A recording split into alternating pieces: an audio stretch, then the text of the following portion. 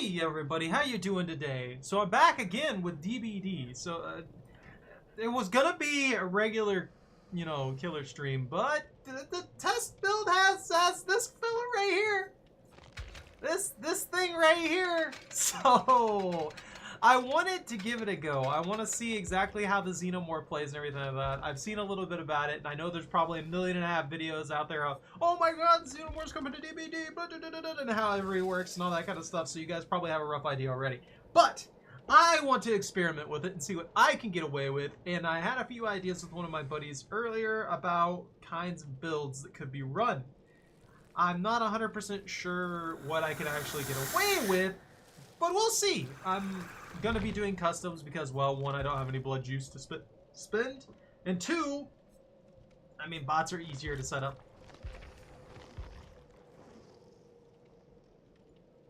Not a single one of the newer characters. I just have them with some random perk setups. It's not that big of a deal at the moment.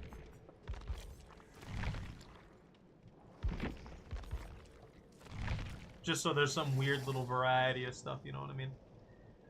Anyways, let's go ahead and do the first kit with just the aliens perks.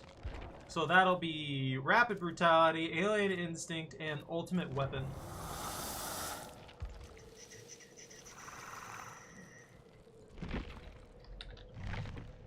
Brutality and Ultimate Weapon. So that'll be the first one. There's another one that I wanted to try that I love called my Screamy build. And the only thing about this is it's literally designed to just constantly keep them screaming. Face the Darkness. And hey Brick, how you doing? Infectious Fright. Stacked with... There's got to be something else that I can use. Actually, Plaything might work very well with the alien. Giving people... Wait, what? Did they change this? Oblivious status effect on Plaything's cleanse. Plaything's totem auras are revealed as cursed survivors within... Oh, they buffed the radius for when it's checked. Okay. That's cool. That won't really work on bots, though, so I'm going to be trying the other ones. Yeah, the Xenomorph's coming to DVD, so I'm playing on the test build to give it a little bit of a check to see what's going on with it. There's something else that I need. I'm missing an idea for a perk. It bothers me.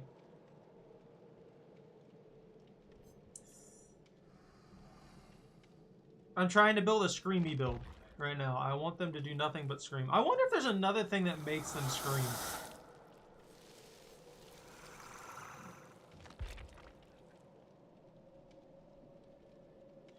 Actually, wait, hold on. Does it count as a special ability? Xenomorph enters runner mode automatically when not on cooldown. In runner mode, the Xenomorph walks on 4 legs and becomes stealthier, reducing its terror radius.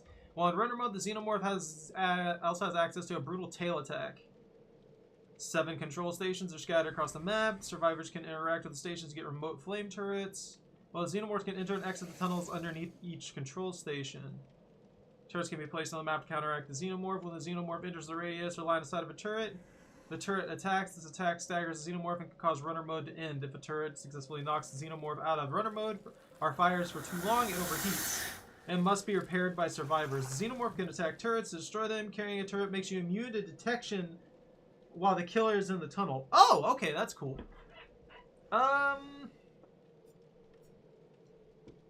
Ultimate Weapon. Actually, wait. Instead of sloppy, because we're not entirely reliant on anything like that. Where? Oh, that's right. Iron Maiden. Hold on. Iron Maiden will work for this. So to activate Ultimate Weapon, you have to open a locker. And then that activates the perk for 30 seconds. Survivors entering the terror radius scream, reveal their position, and gain blindness for 30 seconds. Which is absolutely fantastic. I think this is one of those perks where you open a locker once every 30 seconds, and then but you can basically keep it permanently active. Stacking that with Iron Maiden makes opening lockers 50% faster. Anybody who goes into a locker And leaves will get the exposed status for 30 seconds and scream as well. So that makes them scream, this makes them scream, this makes them scream, and this makes them scream. So hopefully this works out really well for tracking people down. This is the base kit, which I really want to try and see how these perks actually mesh. I can't gain Bloodlust anymore, but hitting a survivor with a basic attack is 5% haste. I've seen like aughts say that this is going to be very strong, but by itself, I don't think this is going to be good. They might scream. I'm not 100% sure.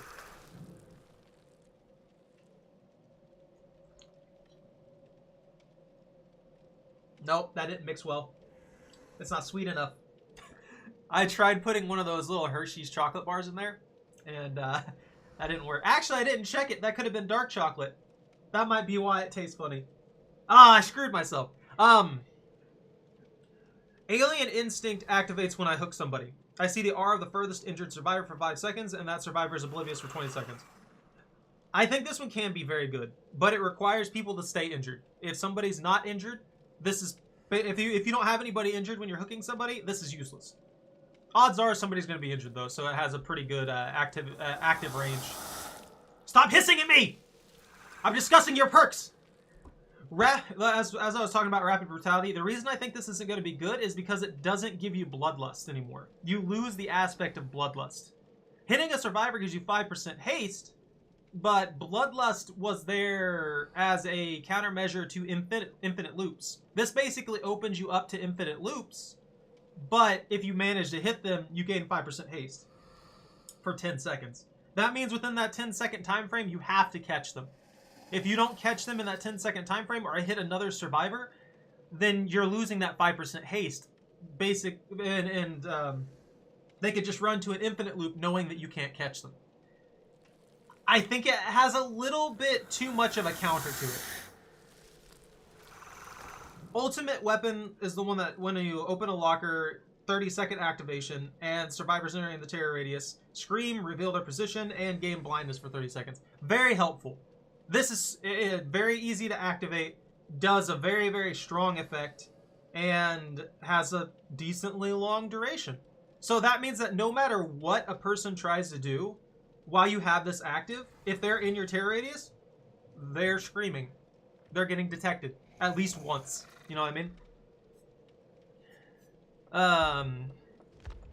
I'm going to make a build around this one too. There is a speed build that I would like to do.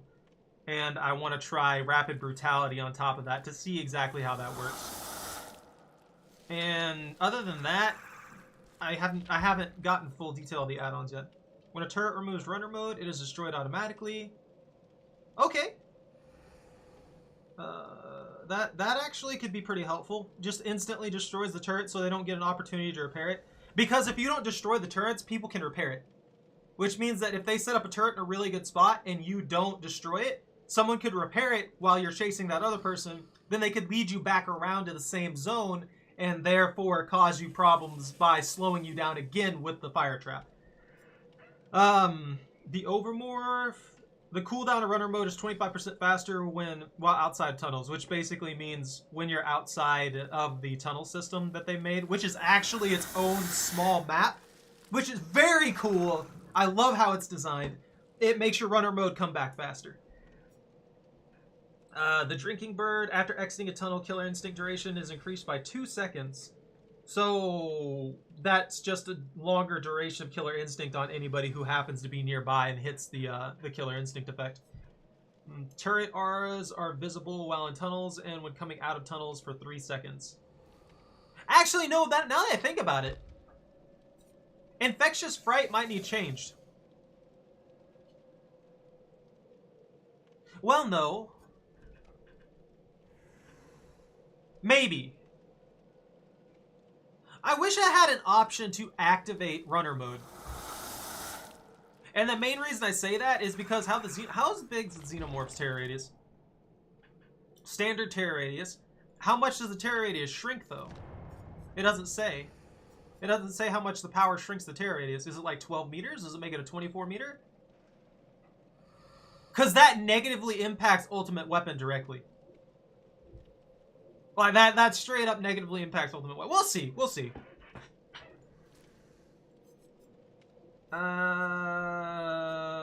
Yeah, I'll have to think about this one and see how this one works. But if the tear radius gets reduced by a significant margin, then it might not be as good as I think it's gonna be.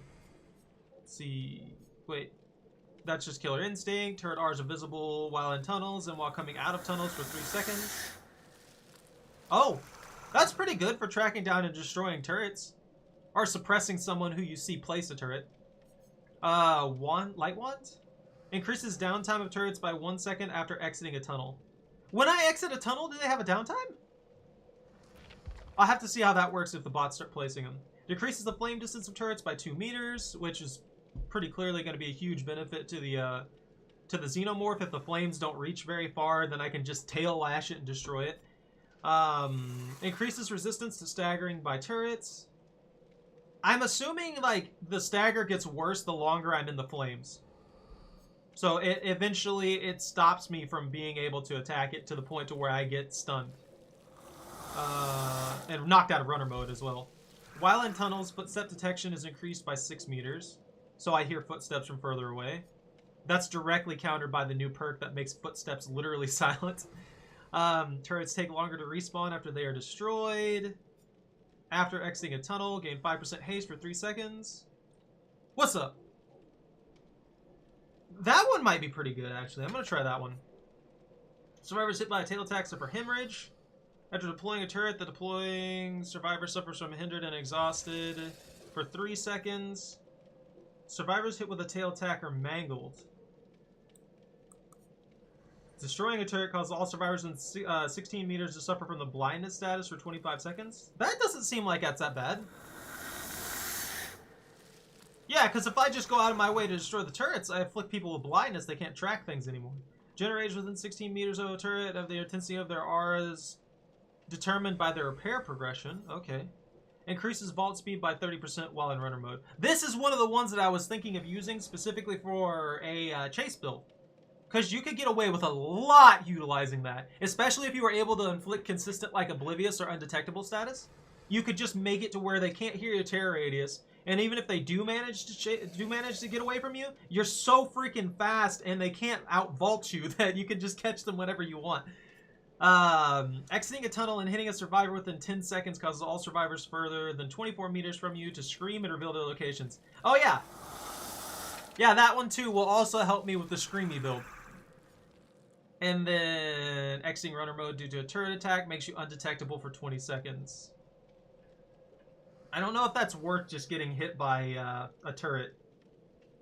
I'll have to see exactly how that one plays. I'll run that with the base build. And then there's the 2 iridescent ones. So I'm gonna take this one for the base build. And I'm gonna take this one as well for it. The self-destruct bolt stacked with the cat carrier. Because I want to see how much the vault speed actually affects it. Well, simultaneously, if I get I'm going to get caught in turrets since I first started. I want to see how well the undetectable bonus works. Other than that, Nostromo! And I'm not going to lag around and look at all the add-ons and junk anymore. Let's just go ahead and go on here. Sounds like a worse Demigorgon? Not really, actually. Think about a combination between the Demigorgon and, heck, who was it?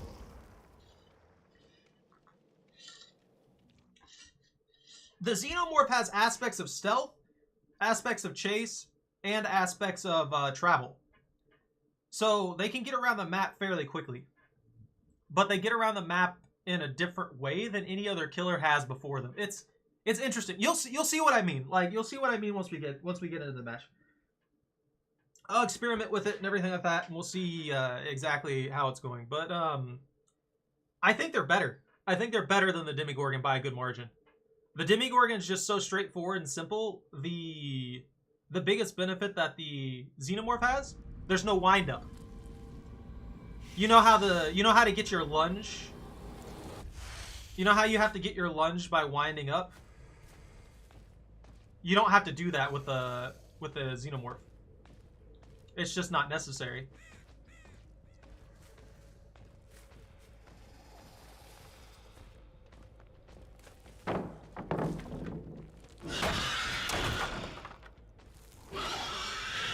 guess they didn't place that. So look at this. Watch this.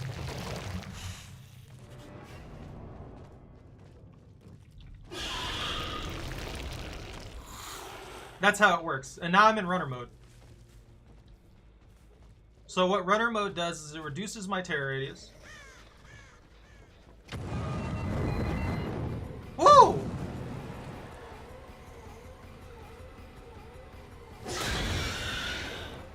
Alright, those things can catch me off guard really easy.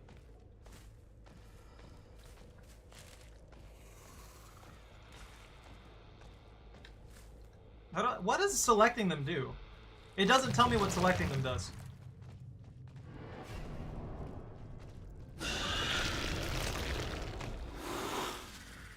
But you get runner mode very, very quickly.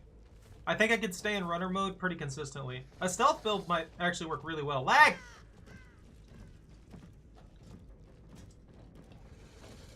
Dude, this map is wild.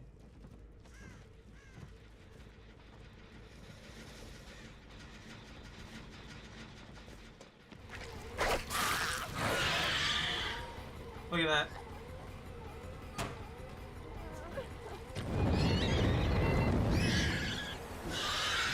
What that miss for? Ah!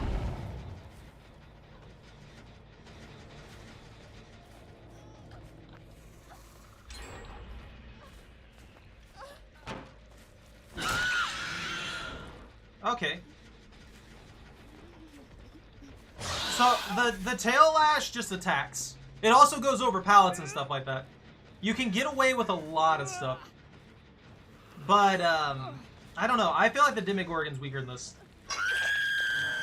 The Demigorgon does have the benefit of being able to place the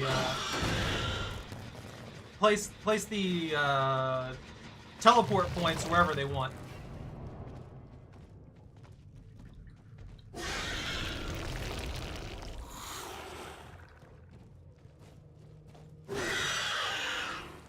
But you have your standard basic attack. And you also have the ability to... And there's another turret. Oh, I missed it!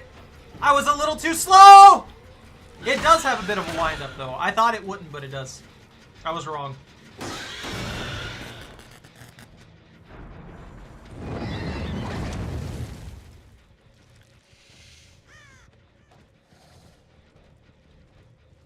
This is kind of interesting. I feel...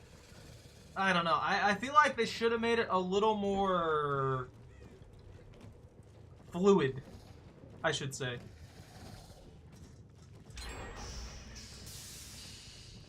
Where the heck am I? I'm gonna have to learn this map and everything. No, wait, that one. Let's check that one. I can't see! Whee! So I guess marking them just gives me this knowledge?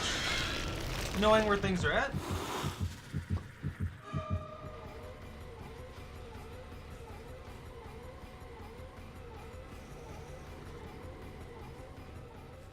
Bro, I'm so rusty too.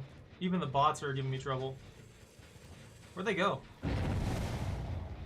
Oi! You get back here.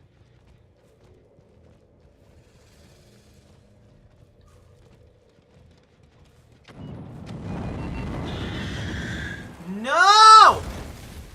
I hate those things! Hey, 2 slices of bread. I get the undetectable status, but I don't think undetectable actually works on bots. Dude, this map is huge!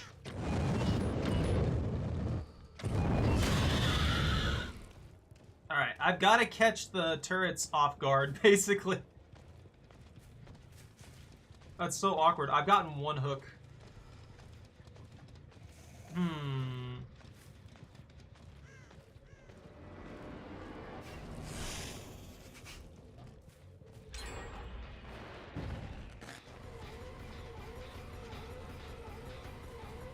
I wonder if being stunned knocks me out of this.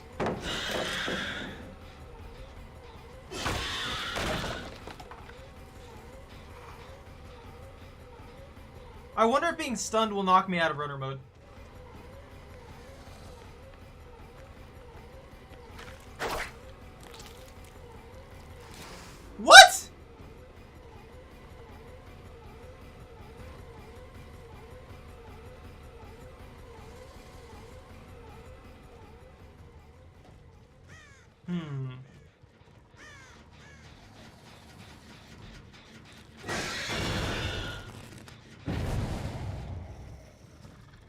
So they got a hot point there.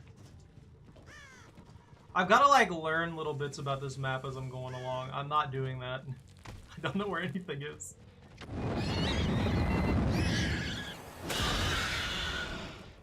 I want the screamy build.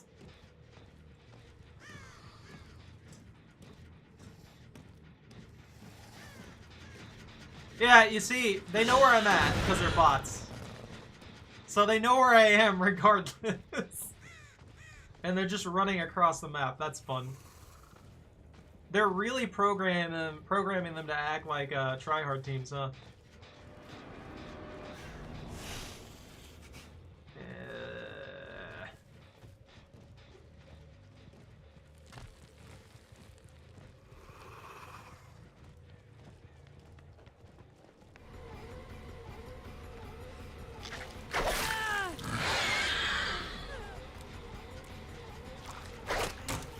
There's a hot point there? Why?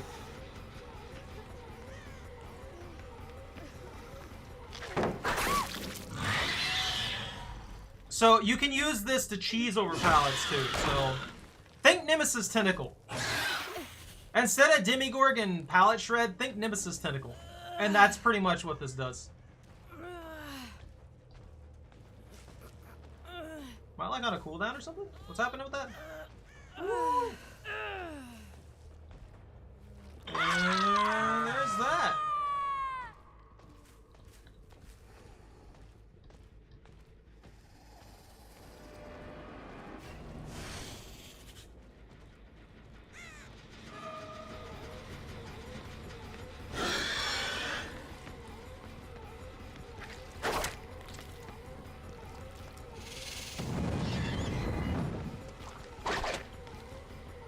Bro, I'm not used to it. I'll take the hit.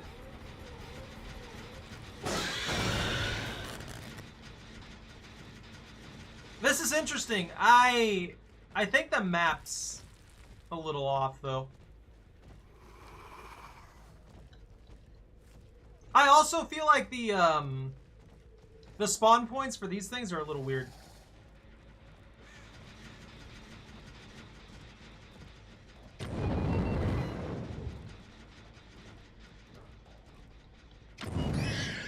That's hitting me? Alright, alright. I wonder if they're working on this one back here. Nope! Ooh. Oh, there's a loop for me. There's a good old triangle!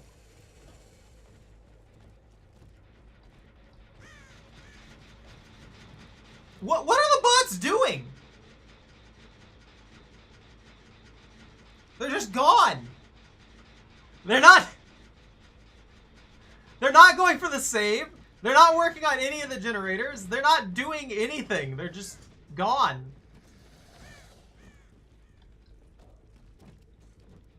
Are they just programmed to speedrun? Is that how it works?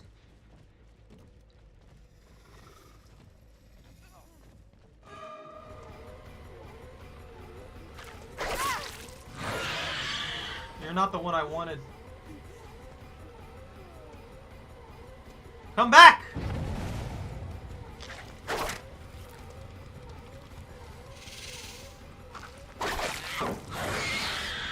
Ooh. Visually, that's kind of jank. It's much easier to control than the other ones, though. I've noticed that.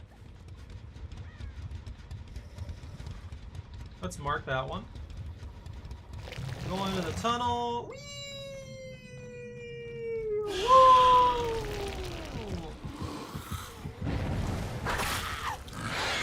Alright. Alright!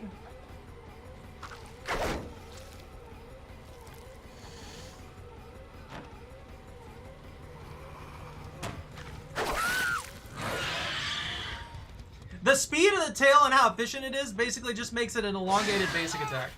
So you can get away with a good bit of stuff with it, it feels like. Once they get used to it, everything like that, obviously it's going to be better. It has a tiny bit of a wind-up, comparatively speaking, to the other stuff that we're used to the regular basic attack. It winds up a little bit longer. I don't know what the bots are doing here. They're not involved in anything at the moment. They're just... What? I have no gen slowdown, by the way. So it's not like me hitting that generator does much of anything.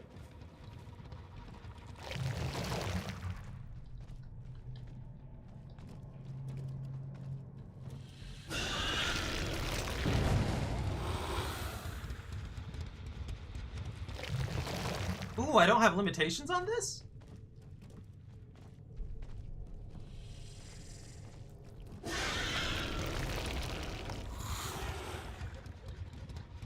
Yo, where am I? What? Okay, so marking them gives me a tracking. I think they're gonna finish that last generator.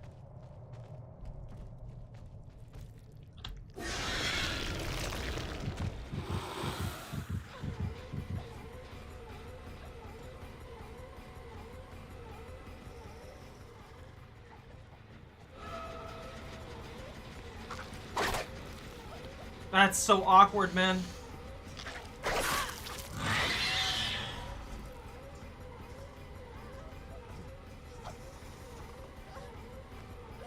Can I hit this? Yes!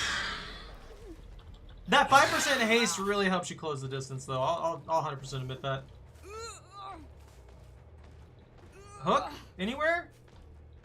Oh, here's one. I have to get back in there. Man, I'm getting wrecked by bots right now.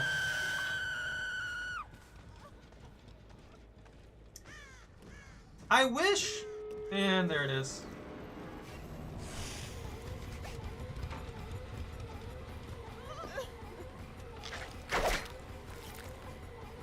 Oh, that wind up.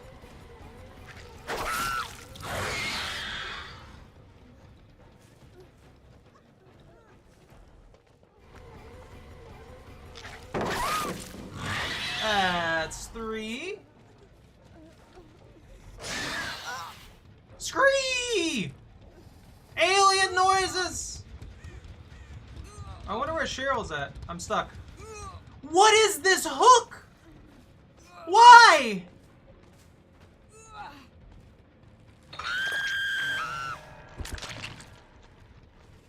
Oh, they got Mega.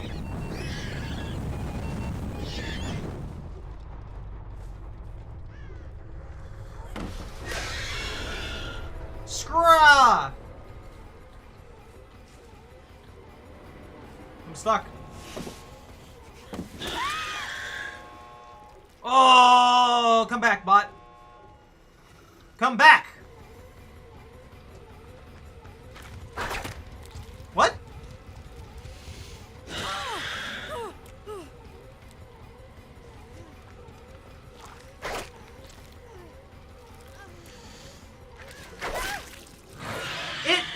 It's a bit finicky at times.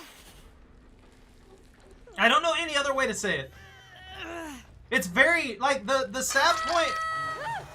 The stab point for the tail is very, very narrow. Oh, I guess she had Unbreakable.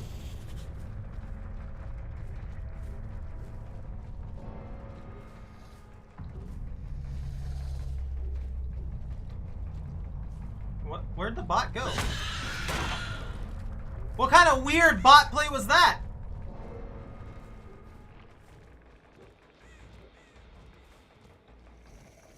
What? I'm actually very confused. I'm not worried about it though. Oh, I forgot the Mori!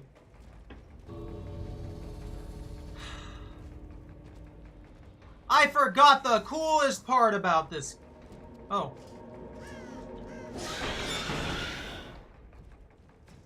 Okay, yeah, they went out the door. I was wondering what the heck they were doing.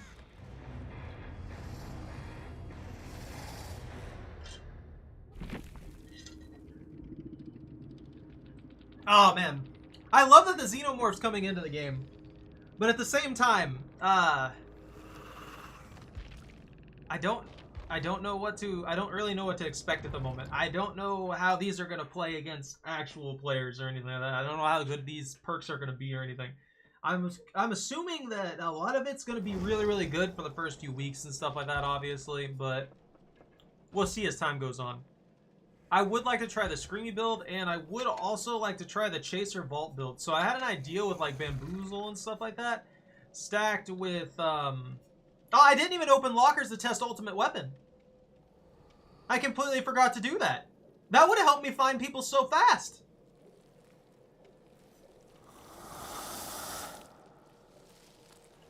Speedy Vault Boy might work. Yeah, so you take Bamboozle, and then you stack on Self-Destruct Bolt. And then while you have Self-Destruct Bolt, you can, was there another one I wanted?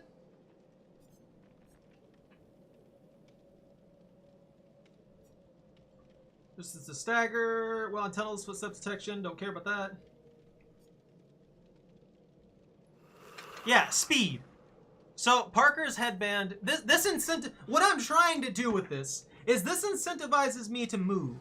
It incentivizes me to use my travel abilities. Meanwhile, this one makes it easier to chase people down, whereas this blocks vault points. That gives me 45% vault speed, and blocks it for 16 seconds. Super helpful. On top of that, I'd like to run something... Where's the other one? Is it Alien Instinct right here? No.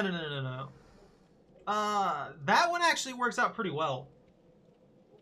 That's why I had Aura Read on the Meg there. I didn't realize that's why I had Aura Read on the Meg. Let's see. Speed.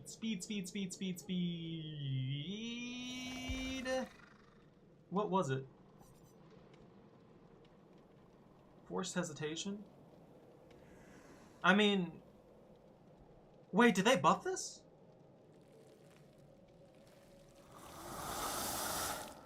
Did they buff Forced Hesitation? Was it always 20%? Am I remembering wrong? Hold on, give me 2 seconds.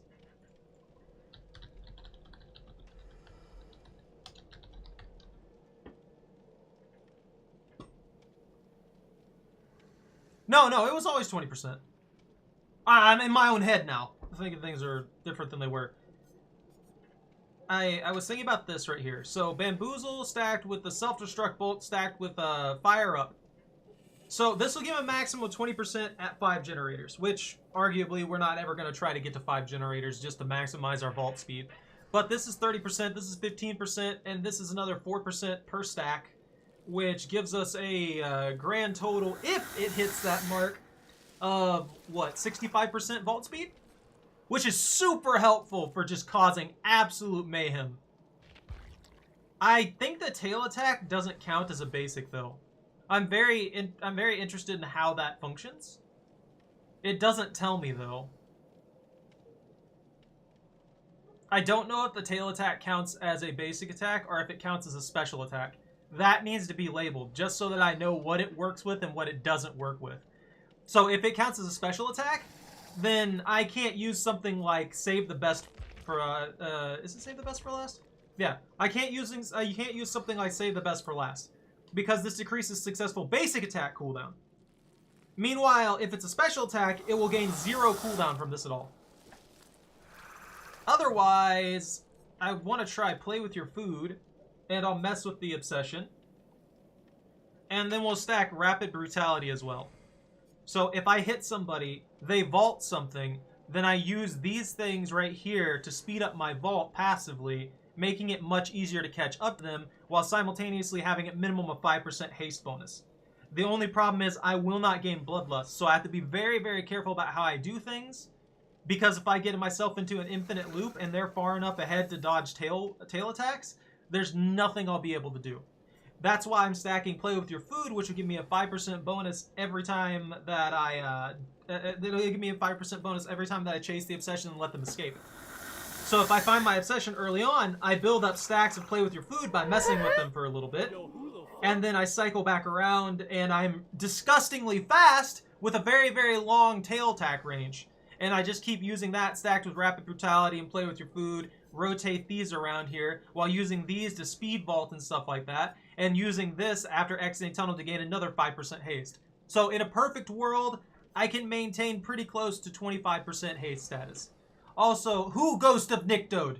Hey, Bunta!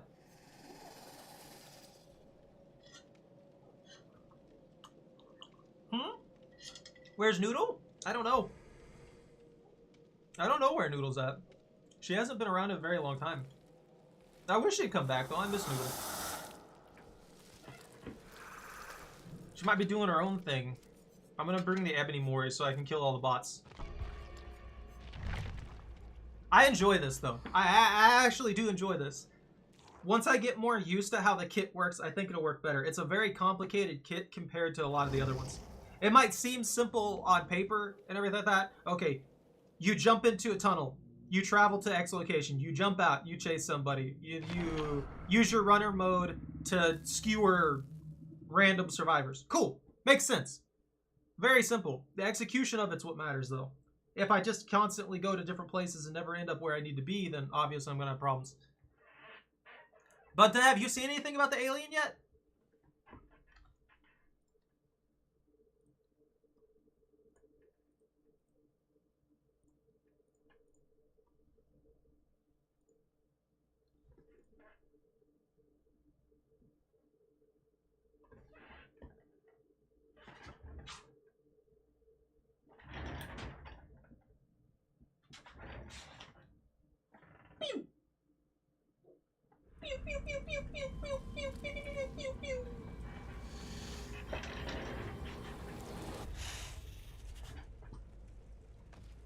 Good, good. Whee! Check this out. Isn't this cool?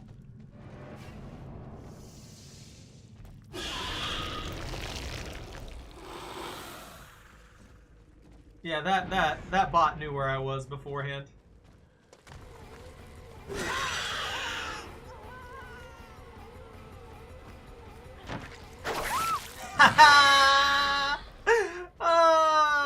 Yeah, okay. I just needed a match to get used to the kit. That was so fast. Absolute nightmare fuel. This is gonna wreck people. Like, hands down, this is gonna scare the crap out of a lot of people.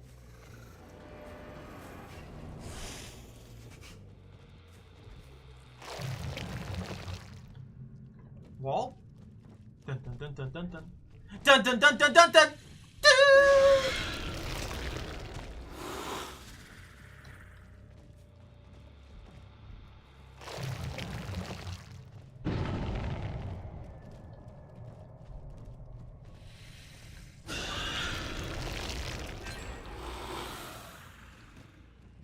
Okay.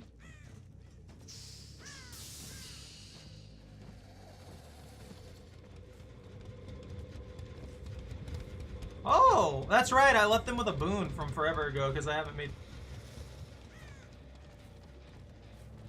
Which Laurie Strode is it? Is the right one? The one I need to chase. Oh my god, dude. I hate how the bots do this.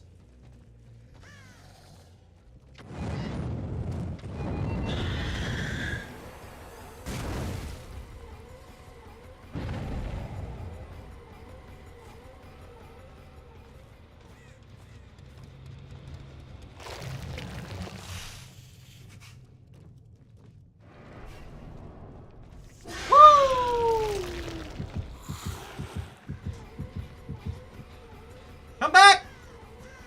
I need to skewer you!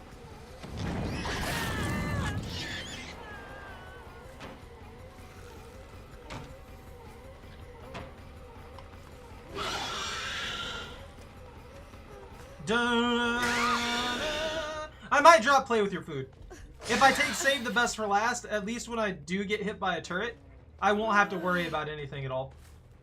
I can just go in there and mess people up! Look at this, though. And that's only with like a 15%. Where is that? Dun dun dun dun.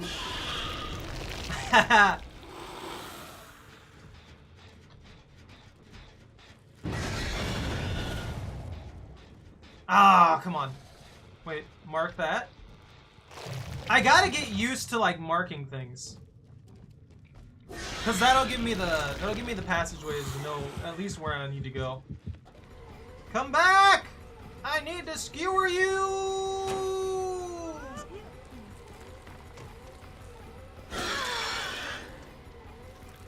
Yeah, save the best for last would help with this.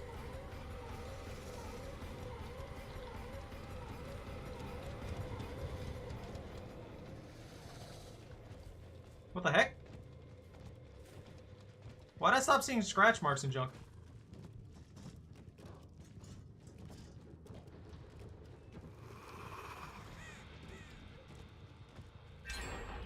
I'm stuck!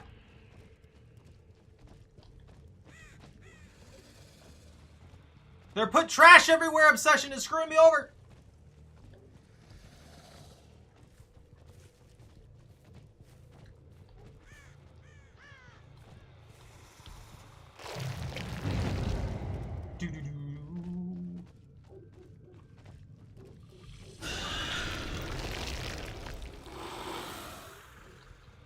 Alright. Is it that one? They're in there for sure. Can't see.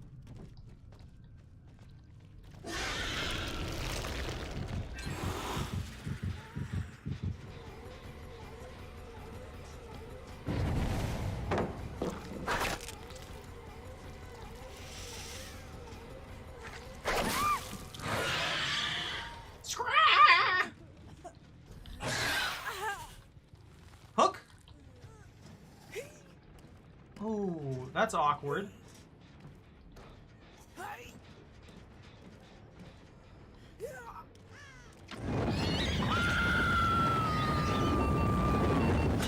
I'm just getting casually incinerated.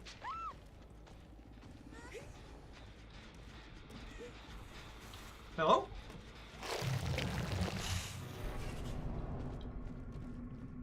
Woo!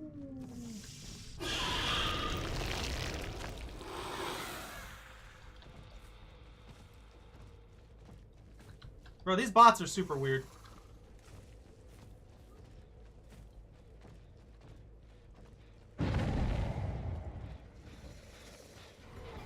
Oh, there you are. Yeah, yeah, yeah.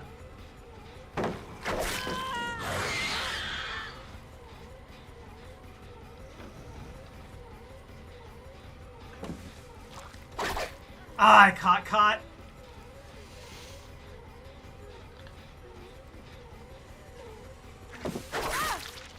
Ooh! Wait, can I determine if I want to hold it or not? Oh, maybe I can play around that.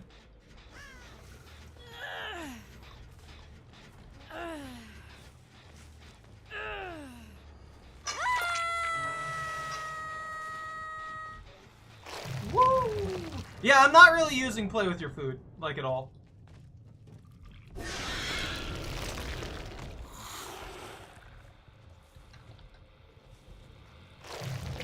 The lag of a cooldown on this is pretty nice. I also wish it would always redirect me to face the next,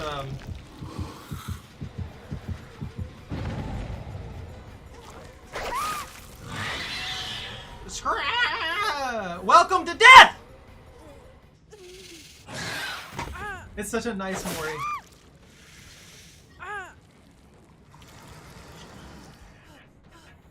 Whoop! Boop!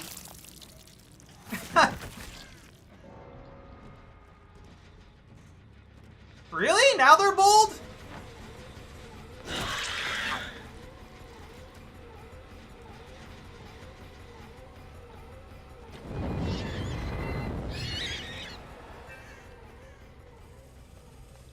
I had to let them get away.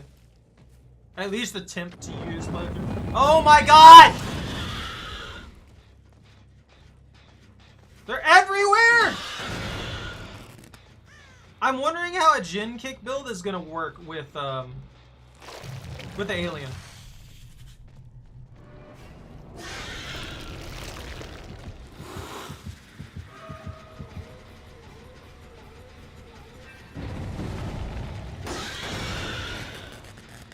me one? Why'd I only get one for that? Why didn't I get the one from the earlier chase when I let her get away?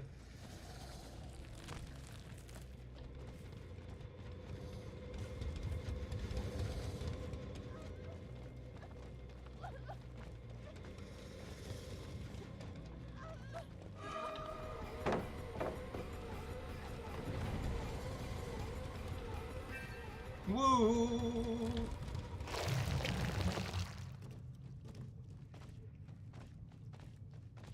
I wonder if they're actually working on this one though.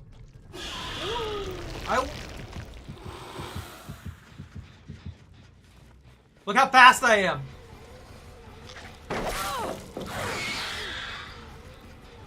I was so speed!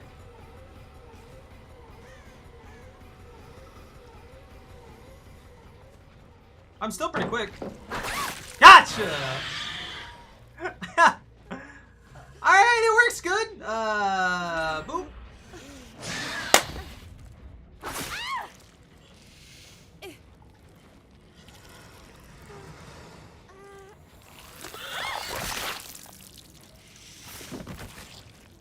God, it's so brutal. Let's put that one there. I can kick this one. Yeah, these being right near generators is super helpful. I like how they've designed this. It's not perfect.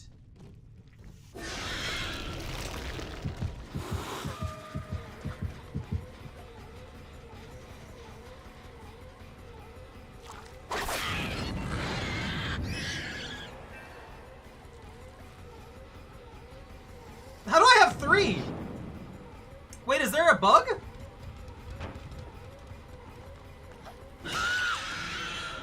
Okay, maybe there's a bug, actually. Hold on. Let me,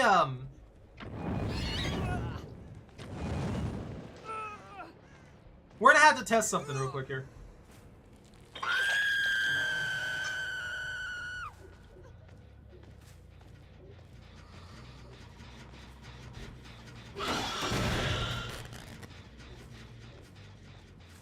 I don't know how I was maintaining 3. Look at that! Rah! Blah, blah, blah.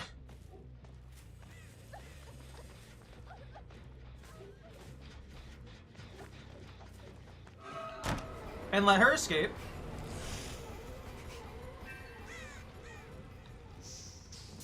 Wait, what? Wait a minute. Do I have? Oh, no. I should have only had one. There's the save. Okay, never mind. I was thinking weird things here. Hey, Ivy.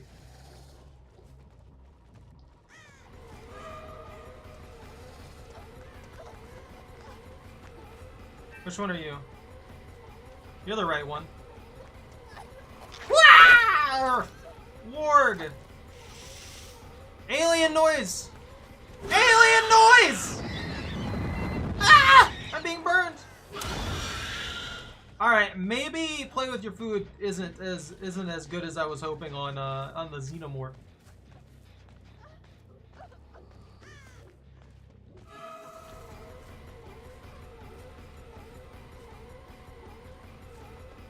I'm gonna force a 4K.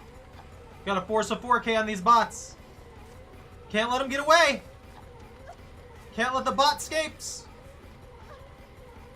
Well, this is a very awkward palette setup.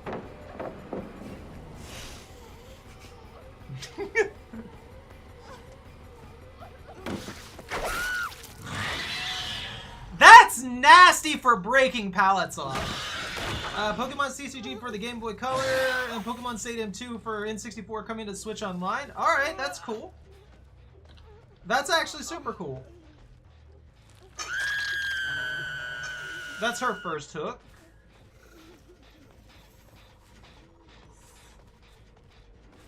Where's she at? Where'd she crawl to? Oh! Unbreakable? Deliverance? Deliver breakable? I can't remember what perks I give him.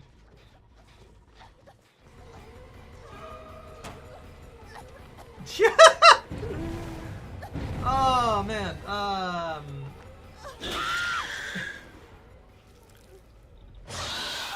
Bot decisions. Bot decision-making skills are falling off a little bit.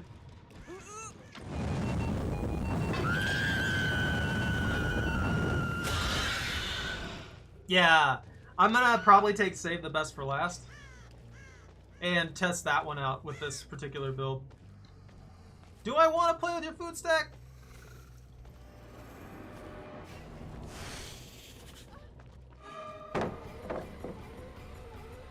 Alright, I want to show you... I wanted to at least show you the Mori, Ivy.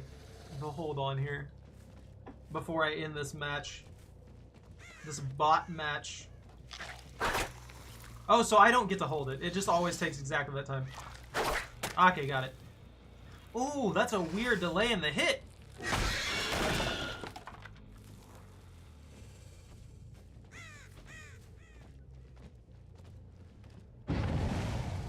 There's a save. This is the basement?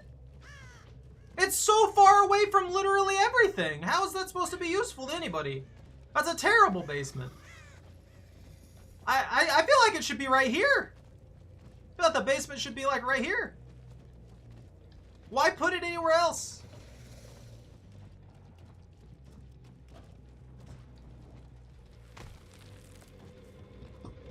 I heard crying.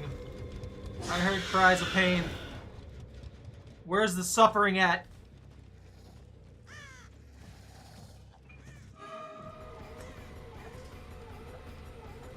Actually...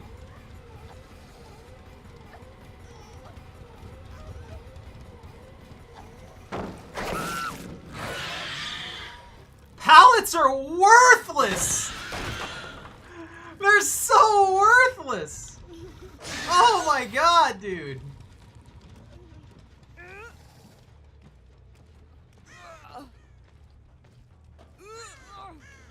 I gotta find the other bot.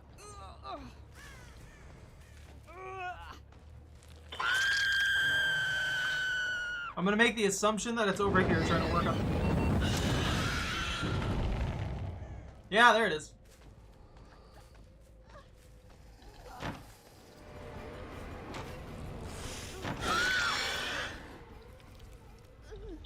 You know, this map actually doesn't really support...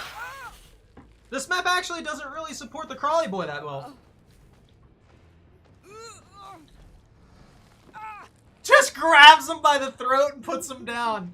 Nice.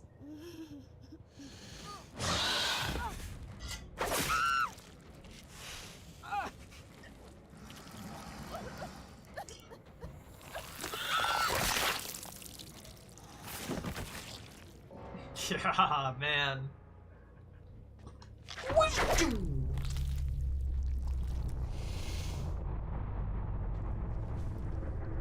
Is even that planet covered in spider web? That's gross. Whoa. Cosmic horrors, I suppose. No, but I actually like this. I like this a lot. I think this was probably one of the better... is significantly better, obviously, than the base kit for the Xenomorph. Play with your food and switch that for save the best for last to get speed ups when you're caught by flamethrowers. Make chases super easy for them. Hey Rise, food for the queen. You're right, we have to feed the queen. I almost forgot. I have one more build that I really want to try. So we tried the Speedy Boy build. I'm going to switch this to save the best for last. So this one rewards, obviously you guys probably know what save the best for last is, but I'm going to just do a quick description just in case. This is all about increasing the basic attack cooldown. So 8 stacks, 40% cooldown increase makes chases very, very easy compared to what you'd have before because they don't gain nearly as much distance.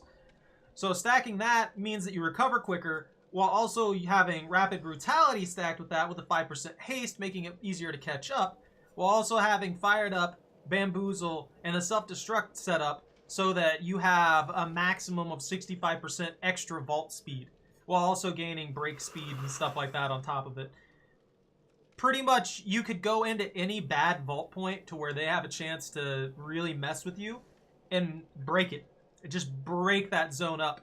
They won't be able to vault out the window because of bamboozle. They won't be able to really mess with pallets because if you're in runner mode, not only can you just vault past the window that they might use to get to a pallet, you can also just tail whip them and they're screwed.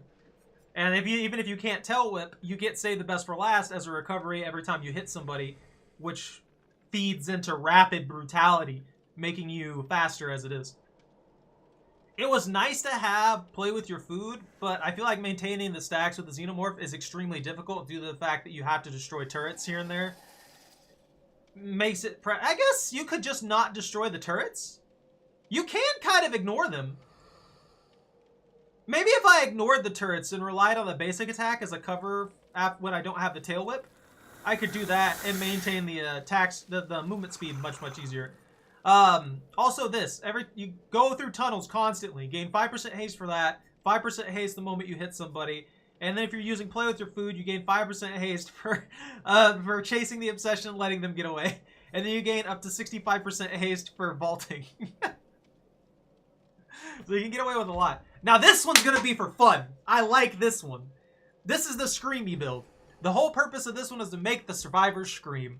They scream when they get out of lockers. They scream if they get put down, and someone gets put in the dying state and they're in your terror radius. They scream just because they scream. They scream even more when I open a locker. And then I also make them scream when I exit a tunnel and hit a survivor within 10 seconds and 24 meters.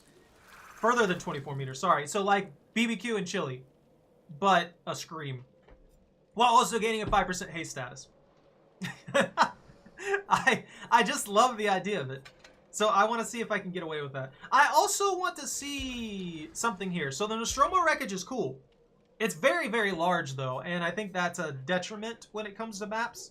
I think maps need to be a consistent size just so that it's more balanced for both sides, but they like to make very large maps here and there. I want to try the Silent Hill map to see how it can... The Silent Hill or the game, to see how a condensed map works with the Xenomorph. Because I feel like the Xenomorph's probably going to excel there, right? Let's go to the game. I like the game.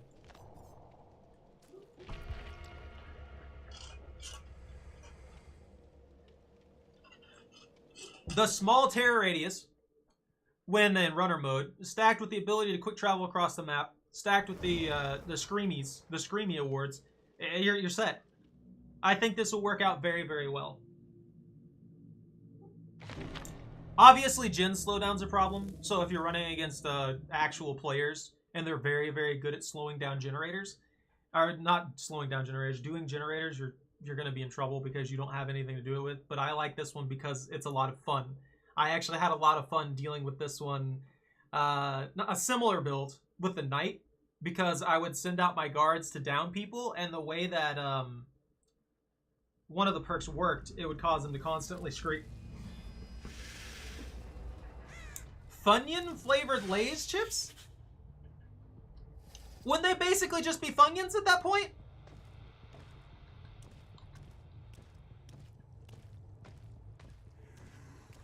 Just in Lay form?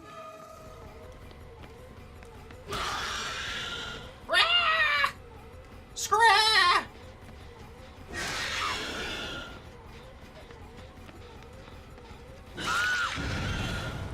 Look at the screams, bruh. Look at the screamies.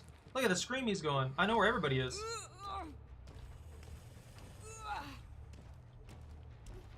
Woo! I haven't even had to jump in the thing. I just know where everybody's at. Boo boo doo doo!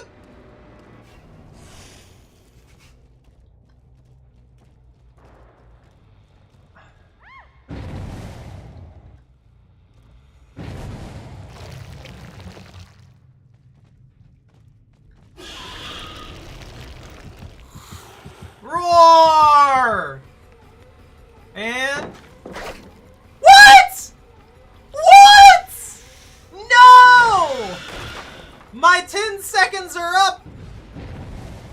They broke my totem. Dude, them bots being quick. Well, that's one of the screamies done. That was a good bot juke. Oh my god.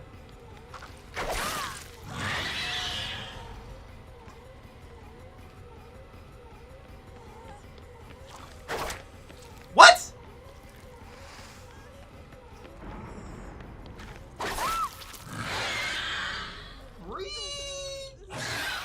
I love the alien's little scree every time that it actually hits their target. So, we downed somebody. Ah! Fire bat!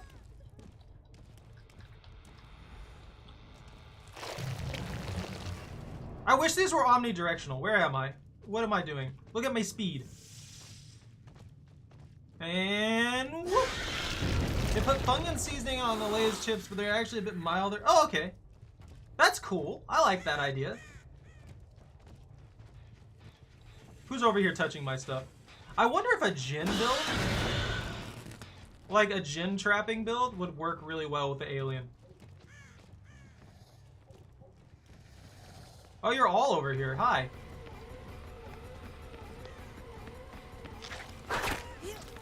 That missed.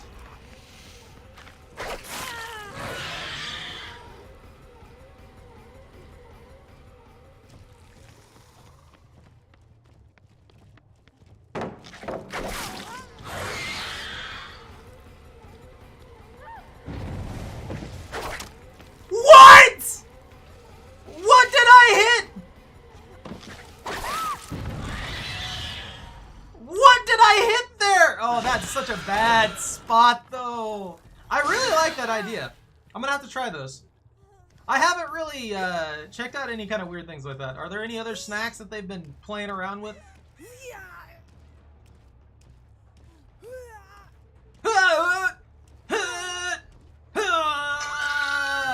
Shut up, Meg.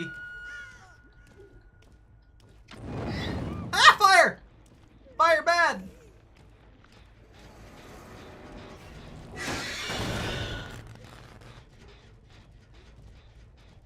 It's funny to me that even smacking generators, stuff like that, makes sense for the alien, because the alien was smart enough to like learn all these things. Let's just go to a random tunnel. Maybe we'll catch somebody off guard. Hello? Woo! No? Oh, I ended up back over here. I need a stealth build, actually. Are you kidding me? I'm not gonna be able to get this one.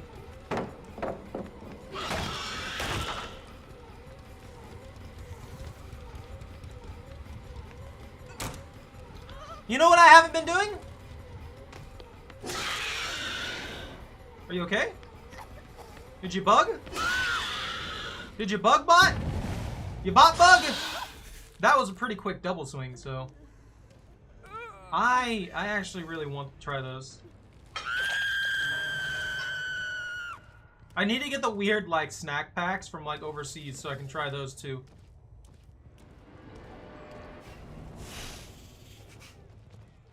I forgot to open lockers. I had completely forgotten to open lockers this entire time. So I have to go and open some lockers and see what we can get with it.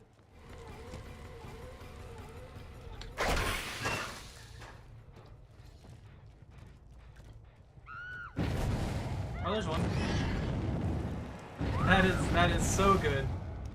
That is kind of busted, actually. That's genuinely kind of busted.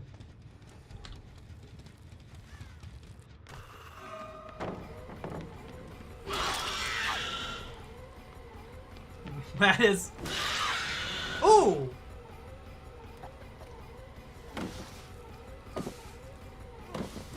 Ah! I should have been on the other side.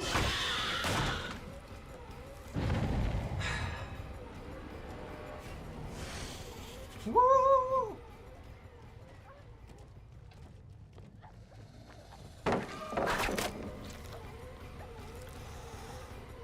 I slid and I'm mad about it!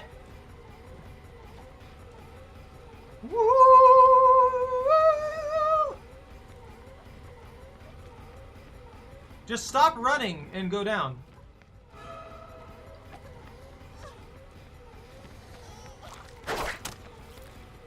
Ooh, that was in range.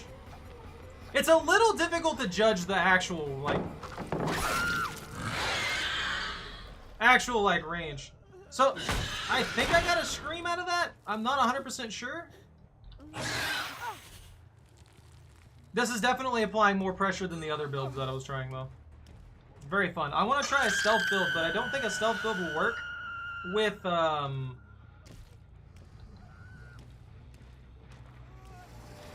don't think a stealth build will work with some of the stuff that I'm trying to do at the moment. I don't know what was going through my head. I had completely blanked on what I was trying to say. So maybe I'll remember later what I was thinking of.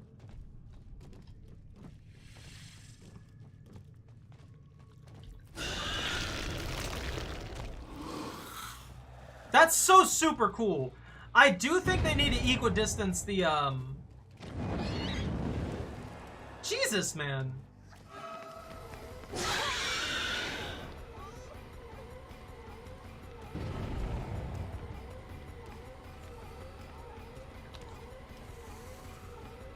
I think they need to try and equidistant the,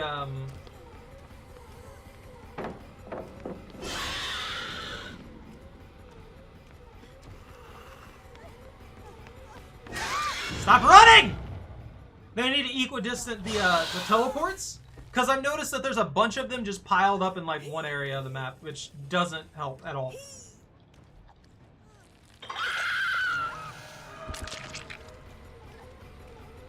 Meg's dead? Wait, why is this bot over here?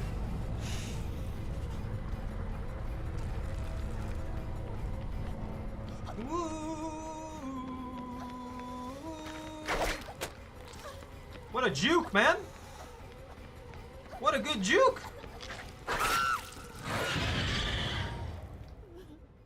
Delicious.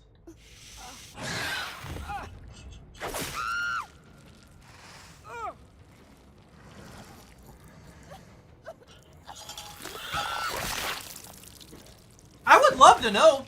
I would love to know what they paid for the licensing fee. It would be very interesting, to say the least.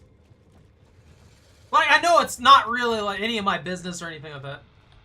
And it's not like, oh man, blah blah blah blah blah, this, that, or the other, but it would be cool to know.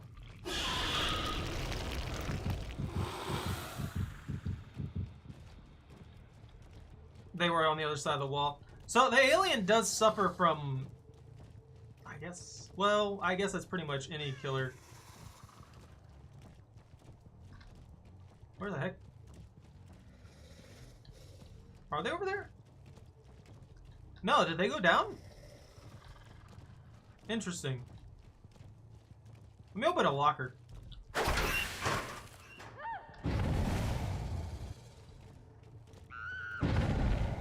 Oh, you made a mistake. You're right there. You're gonna get stabbed. Where you going? Come back. Come back! Face me! That hit the pallet? Ooh, that was an interesting timing. Okay. I think I can hit him through these gaps. So I'm gonna try that a little bit. You get really, really good with the alien. Maybe you could just like poke people through weird little holes and walls and stuff like that, and get some cheese kills.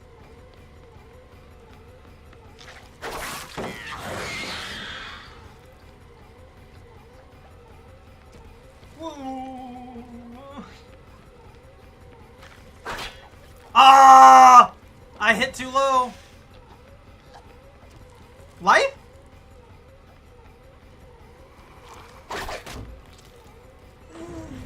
Okay.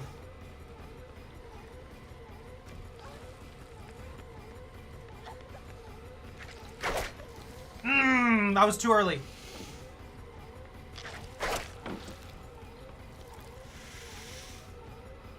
I want to try and get him through the between this forklift.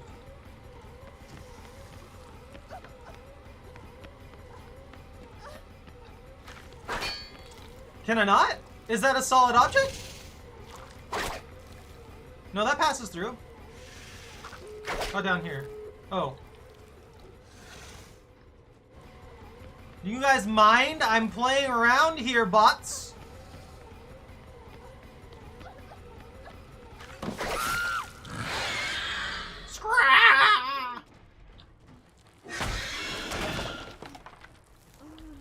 I don't think I hooked these two bots at all.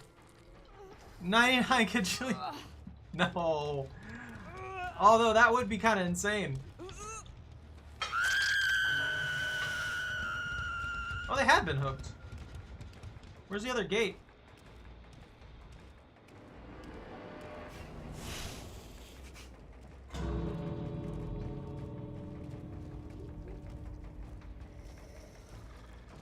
What AI pathway did the bot take?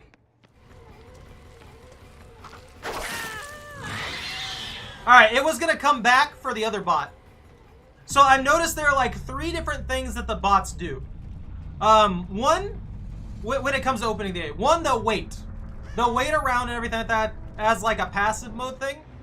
2, they'll immediately run off and try and save somebody if somebody's in danger. Or they'll try and heal up and stuff like that. You know, basically be altruistic. Or 3, you have the occasional bot that just books it out the gate. Doesn't even think about it. Just immediately gone.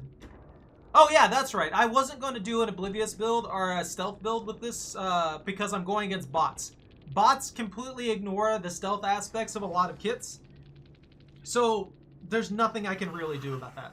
I can't just excuse me.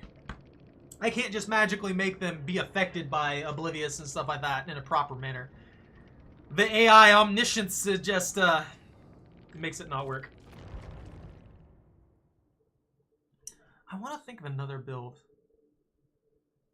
I would love to know how much they paid for the license for the alien, though. So from what I've noticed, Eleanor Ripley isn't. Hold on. What? I can't actually activate the store because this. Okay. Where's she at?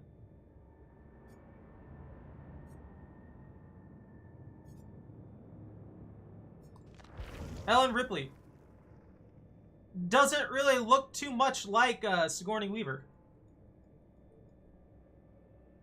So I'm wondering if if she didn't give her likeness or anything like that, or if it was just with the company directly or what. So there's obviously that. Or maybe this is supposed to be her and it just looks a little different.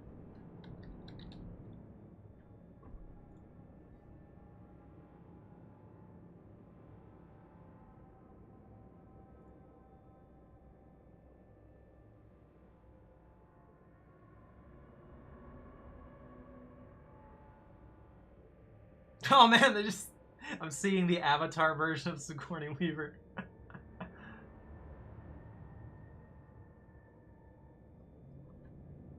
No, that does look like her.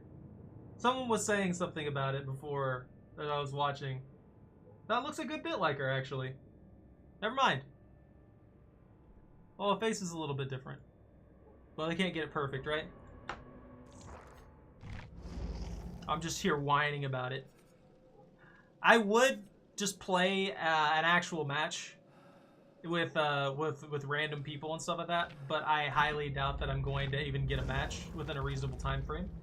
We've been waiting for normal matches forever. There's a pool of like 5 players on the PTB at the moment, so I highly doubt that it's going to be beneficial to just wait for that, you know. Other than that, I'm going to try one more idea. And I was thinking a hyper-aggressive pallet build that will also stack Bamboozle, Self-Destruct, and let's see. There was one other. Yeah. This is my combo right now.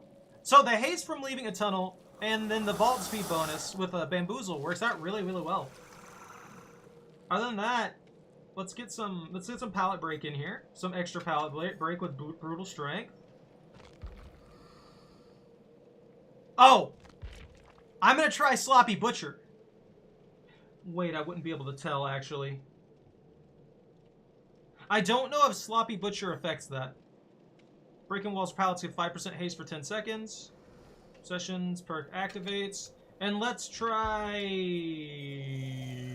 Save the best for last? Question mark? So what I want to do with this one is I'll break things faster. I'll be able to vault faster. I'll have 5% haste basically the entire match. Wait, actually, that requires the Obsession. So no, that won't work very well. An Obsession build might actually work. Weirdly enough. Forced Hesitation could work too. I'm sorry, I'm thinking about so many random things and I can't really decide on exactly what I want to run with this. Like, I really want to try a stealth build, but that won't work until I'm playing against actual people on live release. So there's not much I can do about that. A get smacked by pallet recovery build might be fun. A terror radius is going to be iffy no matter what, because of how the alien works. A knowledge build would actually be nasty. Like, just thinking about it in general, just having knowledge would be very, very nasty. Let's make every hit count.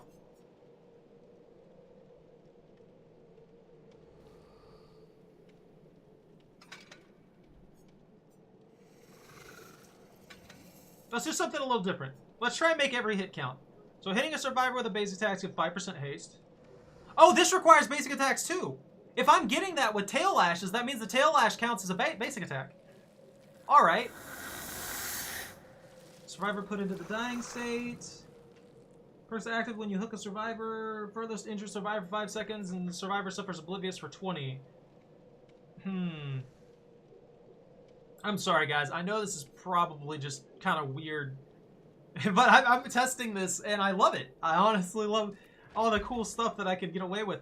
They seem like a very, very versatile killer. And I love that, because that really fits with the Xenomorph, their adaptability and all that other kind of stuff, and allows me to play around with different kits, and the majority of them will probably work at least okay. And it's funny to me, too, because their build is, their base kit, actually kind of contradicts itself with their power a little bit, depending on what's going on.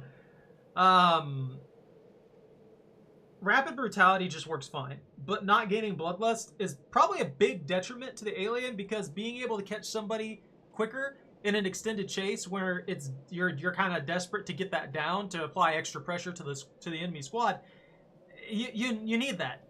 And if you can't get a base attack, you're just out Bloodlust, and you're out the speed boost that you would get from hitting a survivor simultaneously, putting you in a situation where this is a make or break based upon you actually getting base attacks in.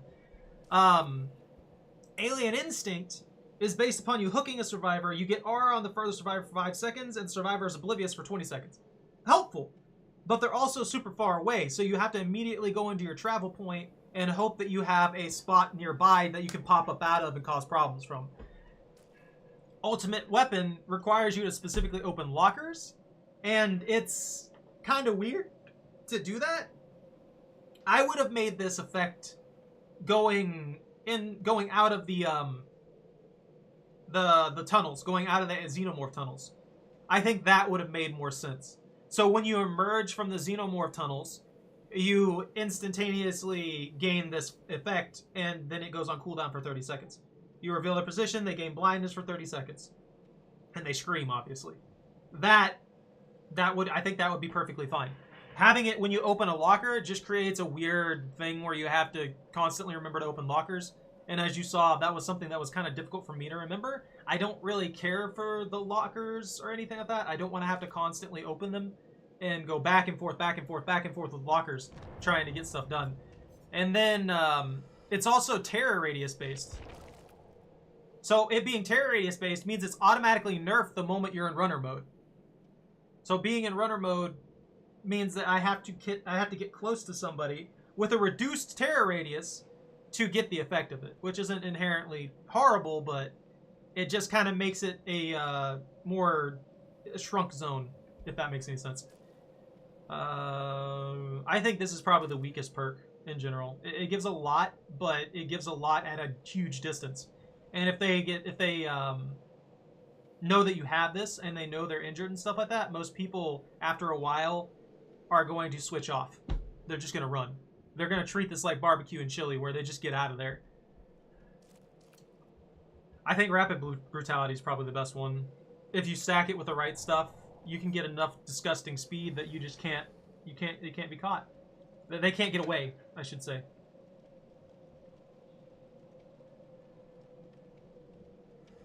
Should I take something else for movement speed? Actually, yeah. Let's take play with your food. I want to give this a go. I could actually no. Forget what I'm going right now. Let's go with a full speed build. Haste. Haste. Maybe that works as a keyword. Haste effect 10 seconds, and after hooking a survivor for a duration of 10 seconds. I think Game of Foot might be a fun one to run here. So this is 5%. This is 5% upon damaging a generator or breaking a wall or a pallet while chasing the obsession. So if I chase the obsession, they drop a pallet or something like that. I break that pallet. I break chase with the obsession. I have 5% haste status for 10 seconds from that. I get 5% haste from play with your food. And then I find the next person, hopefully relatively quickly, and I rapid brutality them. While also having the opportunity, if I jump out of the freaking tunnels immediately for that, then, you know, just go on in there and stab them.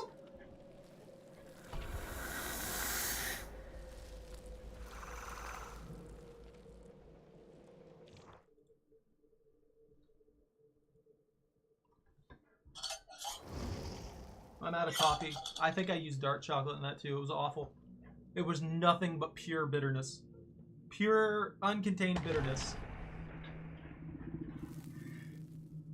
I kind of want another cup, and I kind of want to make sure that I put milk chocolate in it.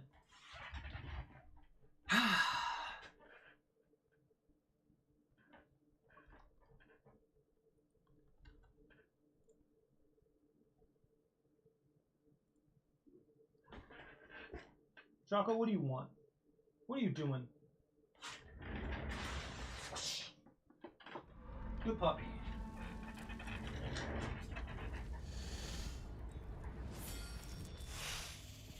Oh! Decimated Borgo? What the heck? What happened here? I didn't click on anything. Windows doing weird Windows things. Woo! Wee! Wee! Wee!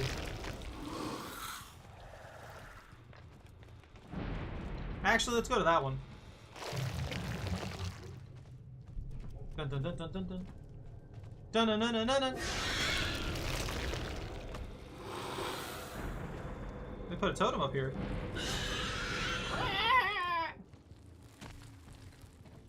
You know what they could have done for this particular killer? Is there another flamethrower there?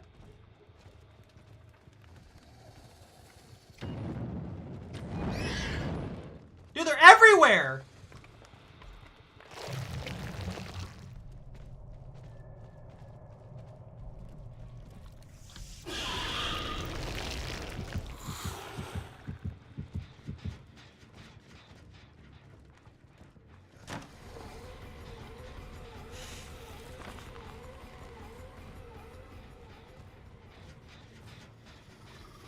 Where'd he go? Where'd he run to? What the heck? I got played there. I'm gonna be honest. I hate this map. Absolutely hate this map.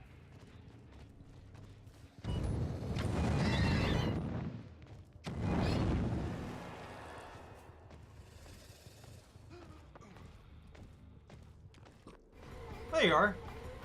Roar! Roar, I say! Alien noises.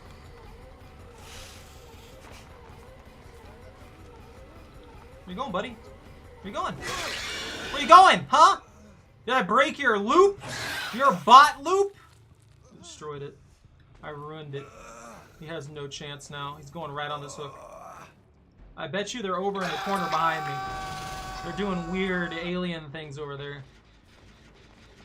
Oh, hello. Hello, 75% generator.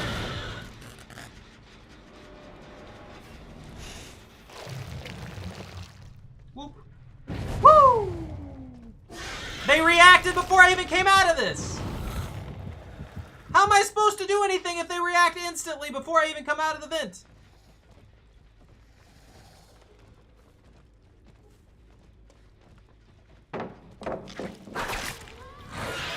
I hit that! Bro!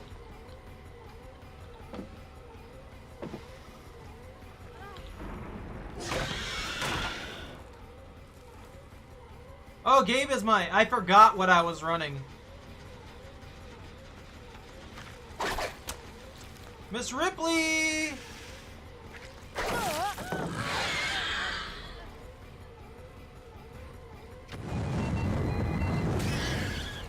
Ah. Oh, you're kidding.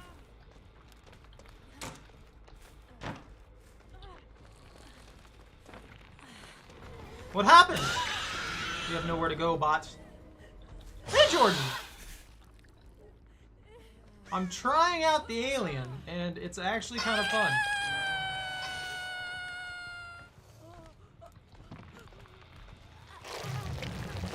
Wait, what?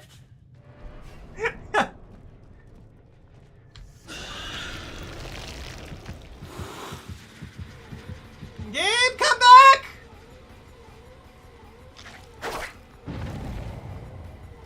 Gabe, come back to me!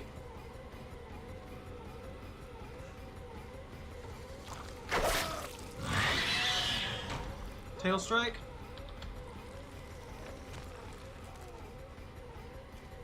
Woo! Gotcha, buddy!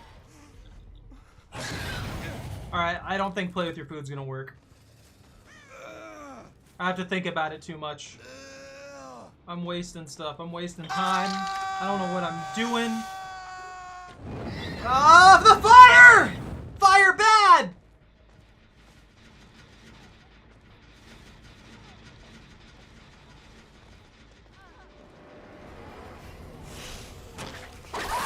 Oh! Oh, that timing! That was perfect! I'm so glad I got that when I did. Ah, beautiful.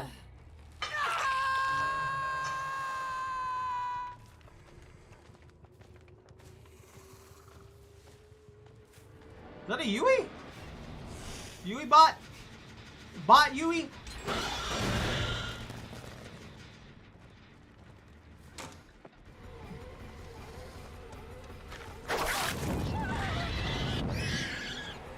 Okay, so that didn't actually give me haste. I guess I do have to just use regular basic attacks for that. Stop running! I need you to stop!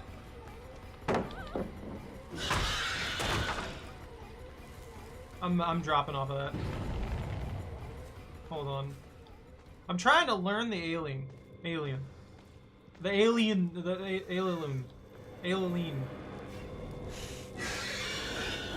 It seems to be a fairly good kit.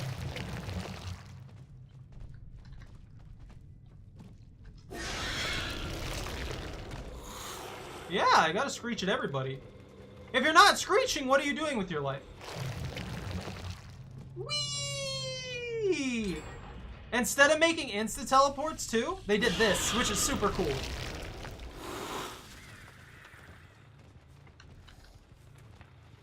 And it has no cooldown, nothing. I could just walk through here whenever I please.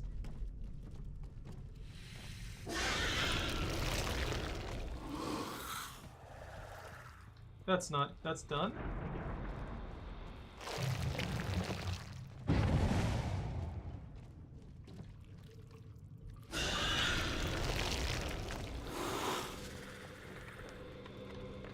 Oh, someone's back here, huh? Someone just put that totem down. I heard that pop up. Where are y'all at? Where are y'all bots at? Yeah, I got the decimated Borgo, and I'm hating it right now. This is awful. Even for a bot match, I hate this map. It's way too big.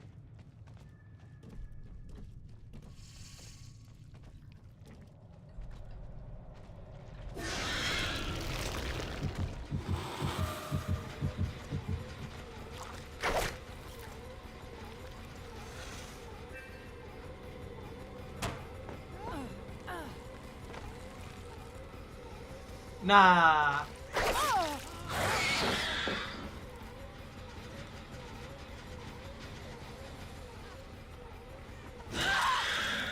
Okay, so the spear, the tail spear does not count as a basic attack. It does not even a little bit count as a basic attack, which kind of sucks, actually. I was hoping it would, just so that I could get away with some weird stuff, but that's not gonna happen. Ah!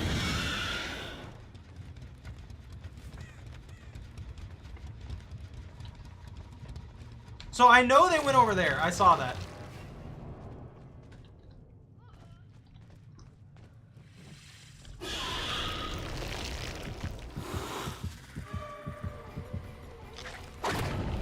What?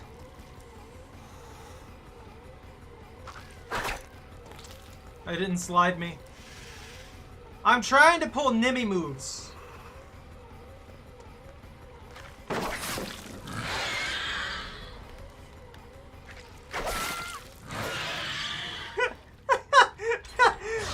Bots do that. Why are they doing so well on generators? Oh, I remember, because the distance is absolutely insane.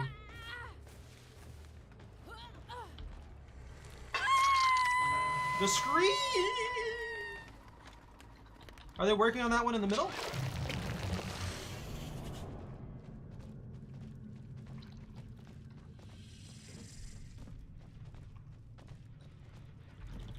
I hear that!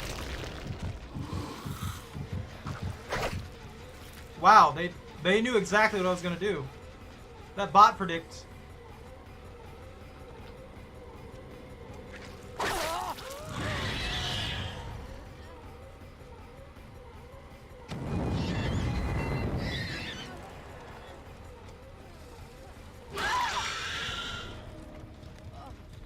Oh my god, I rolled like the possibly one of the worst maps ever for anybody at any given time in this game.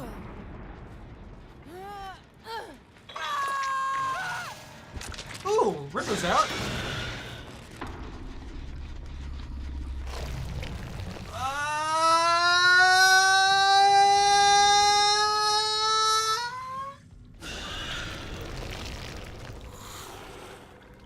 Break that.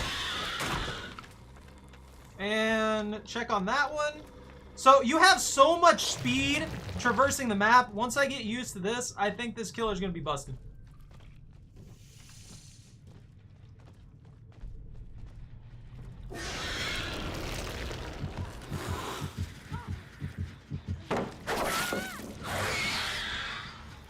It's like Nemesis, the pallets are worthless. They're so useless. Oh, you want to see the Mori? I forgot about the Mori almost.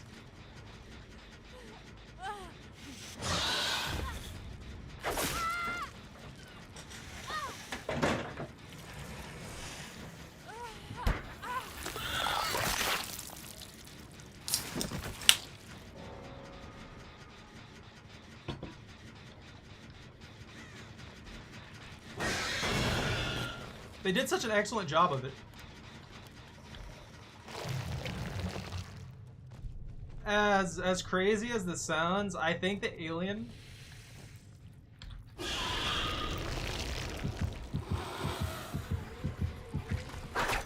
Oh, that stuck me.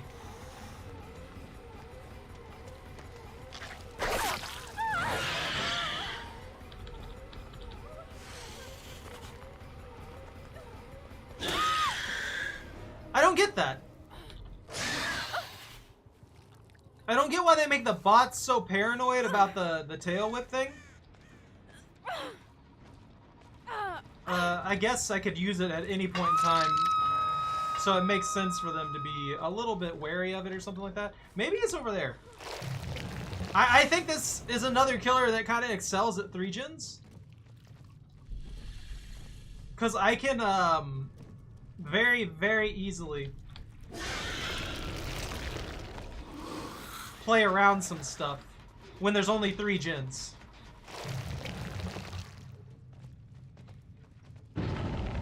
Ooh, save. Roar!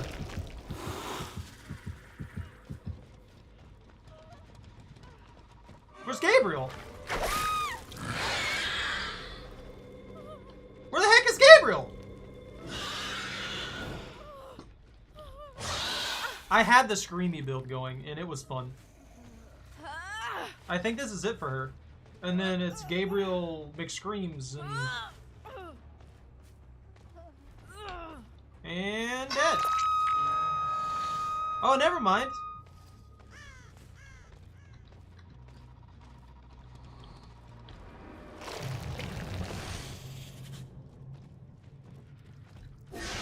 Oh, is he up here? No. Alright, alright.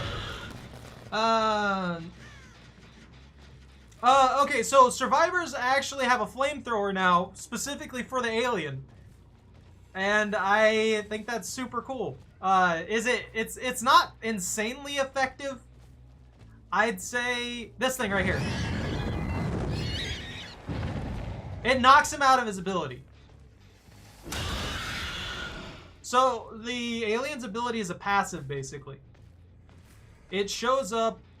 It gets goes. I go into the tunnels.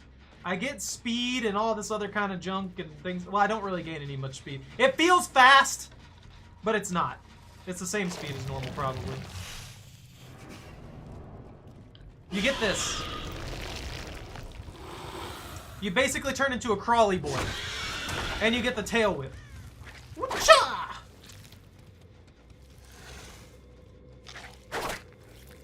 It works really well. The flamethrower, though, knocking the alien out of this ability, does have a lot of benefits. I'm not gonna lie. It's just, it's not really stopping. It doesn't really stop me. If they put too much into it, it would be a huge, huge penalty. Also, you can trap pallets now. It's obvious that you trap them, but you can trap pallets now.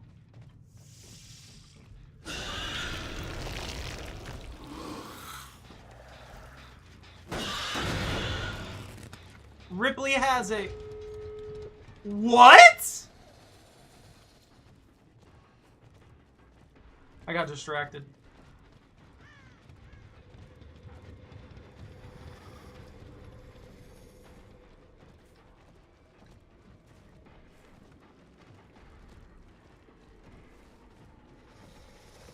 No, no, no, no, no, no, no, no, no.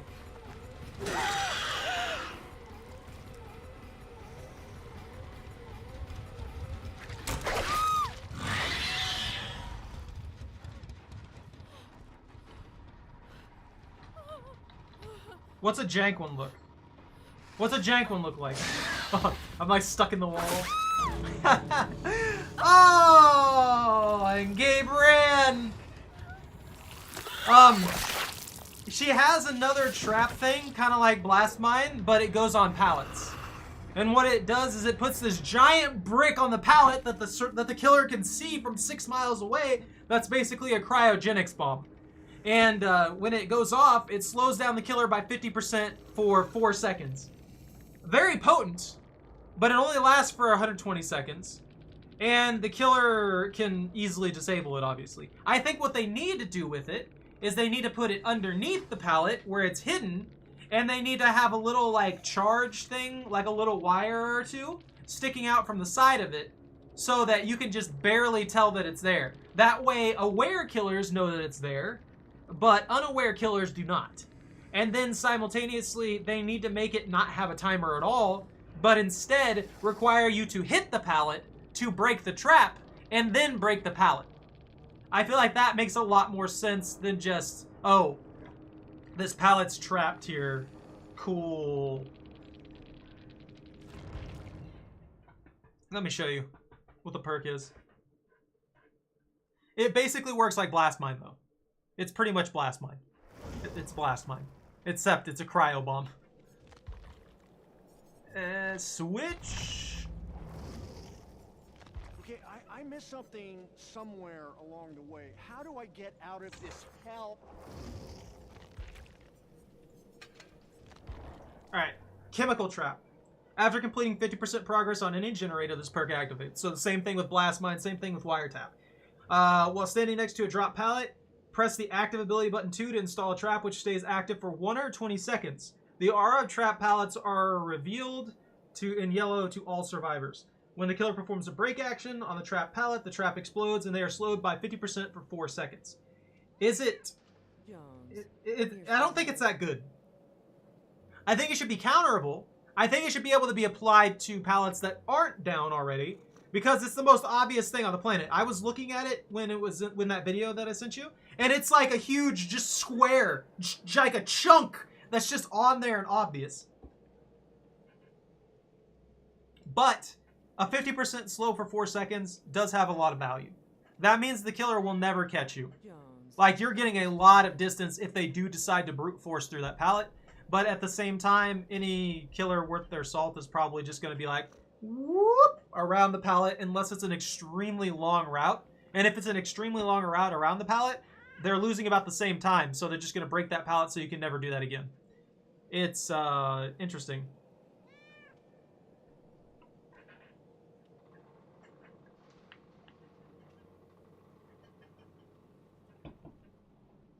Oh, that's cool. Cars 3. I don't think I've played any of the Cars games. I think this has value, though. I think this particular perk has value. I just think that it's so telegraphed and everything like that it's only going to work on killers who don't know what they're doing or killers who are just going to brute force it and leave anyway.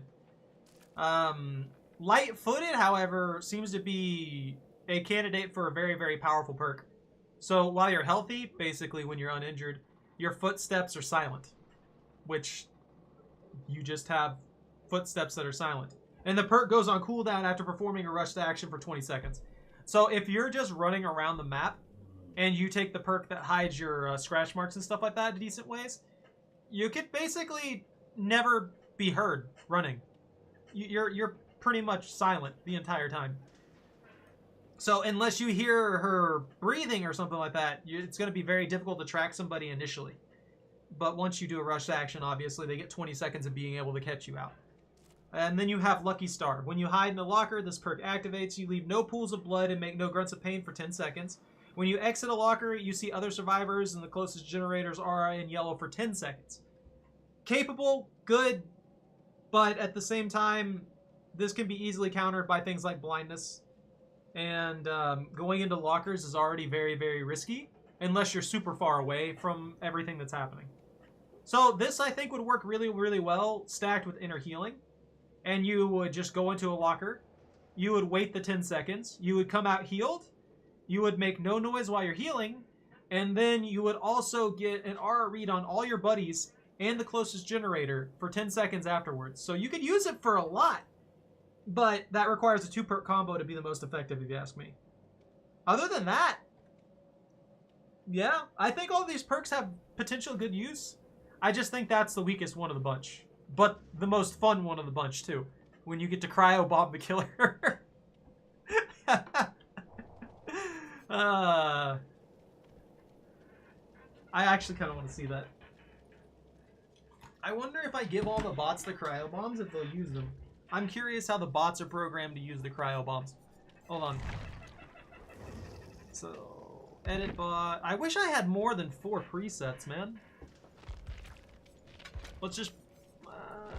Let's break down this one because it's using Circle of Healing. Circle of Healing is no longer a meta perk, no longer a capable perk, I guess. Well, it's still a capable perk, but still.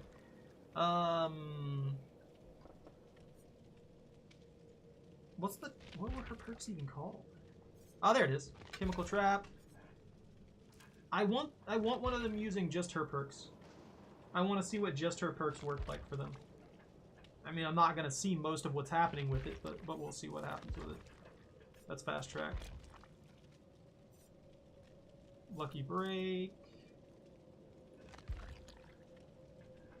Wait, lucky break. Lucky star should be there then. Yeah, there it is. I'm blind! And then there's the kitty one. Light-footed. Good. Alright, cool. Solid. Problem solved. Anyways, I'm going to take a very quick break here, get Choco her treats, and I will be right back to run this one. Also, I'm going to change this character to freaking Eleanor Ripley, because that's what we need. That's what we need out of life. Everyone needs to be Eleanor Ripley. Should I just have them all run it? Yeah, there we go. That's already Eleanor Ripley, and they're already running Kit 1. And you need to be Eleanor Ripley. So I'll be right back.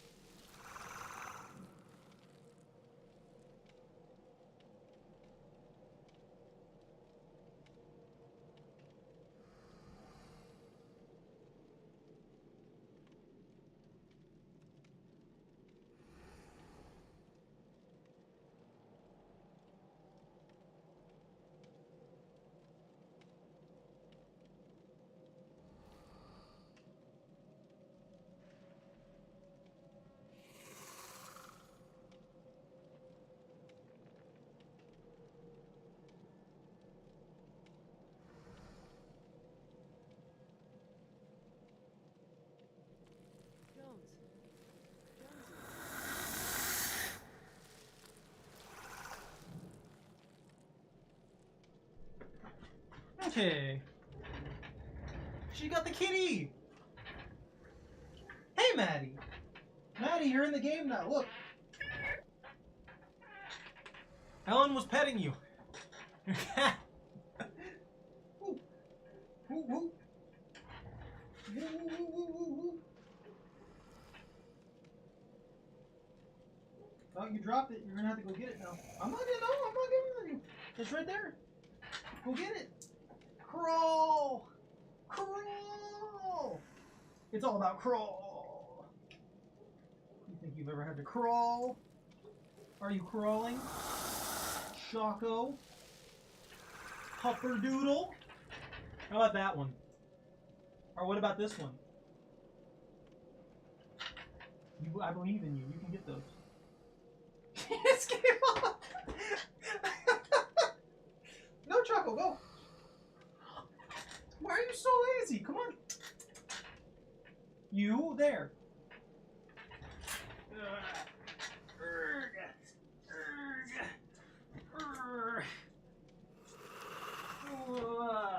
No, it's right there, Choco. You can get it. What are you just falling against me for? You kicked it into the thing. You larded it. You larded your way through stuff, Choco.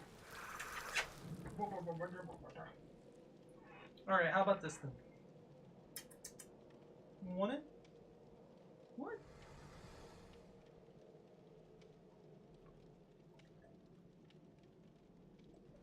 Are you happy now? Are you happy now? You just gonna wag your tail? Alright.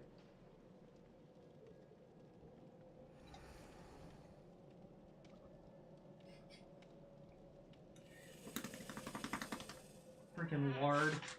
Boom, boom, boom, boom, boom. Yeah. You don't know what to think, huh? Good puppy.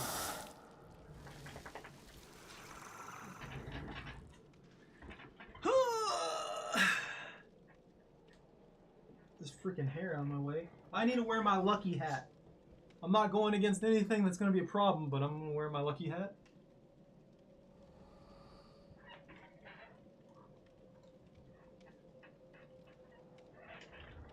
Let's see. What seems like a good build? Oh, actually, the more I think about it, I wonder how these particular like perks are gonna work with other characters. I think this is gonna be something that a lot of Weskers use.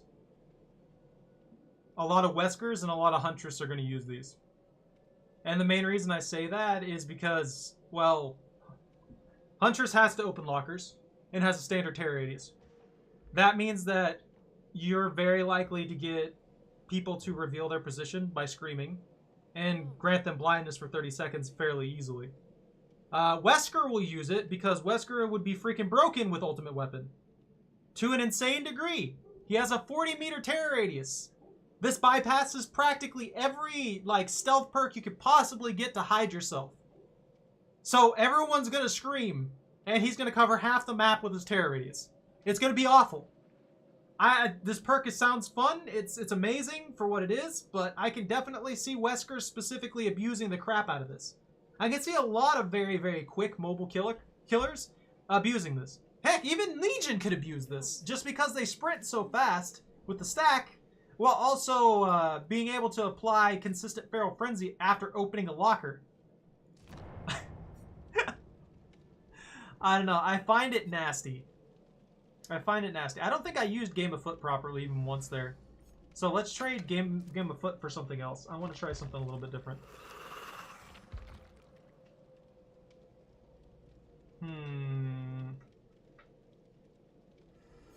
Was that? Oh, that's machine learning. I'm not a fan of machine learning.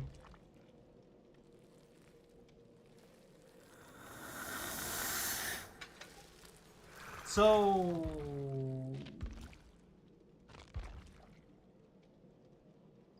I feel like the alien just does the best with movement speed boosters. Honestly. I can't say anything different. It's weird. Like, movement speed boosters are like the best thing that I can find for the alien. Like, its rapid brutality is perfect for the alien. Assuming that you have enough speed to maximize it in general. Play with your food works if you can, like, get yourself to not do weird things with it. Game of Foot's not good. Game of Foot sucked. Actually penalized me a few times because I memorized who my obsession was and forgot that this switches it. So I kept breaking my chases wrong and not getting stacks like I should have. When it's just running play with your food, I just figure out who my obsession is. I focus on chasing them anytime I see them to spook them, and then I just wander off and break the chase. You know, there's so much to do. Actually, Come here, sweetheart. ambush build. Let's try an ambush build. I hadn't even thought about that. I want to see if I can get an ambush build. We'll still need a little bit of movement speed in there.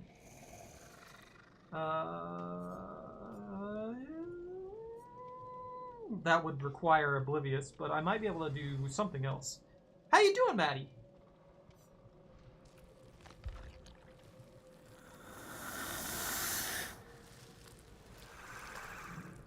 I'm sorry, I can't think of exactly what I want to run for an ambush build.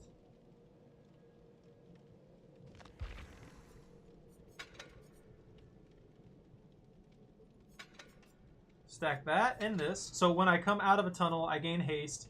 And exiting a tunnel and hitting a survivor within 10 seconds gives me information. So that's exactly what I want there.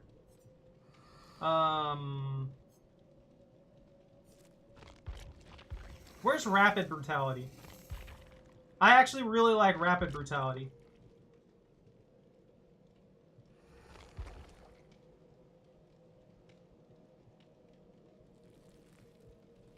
Ambush, ambush.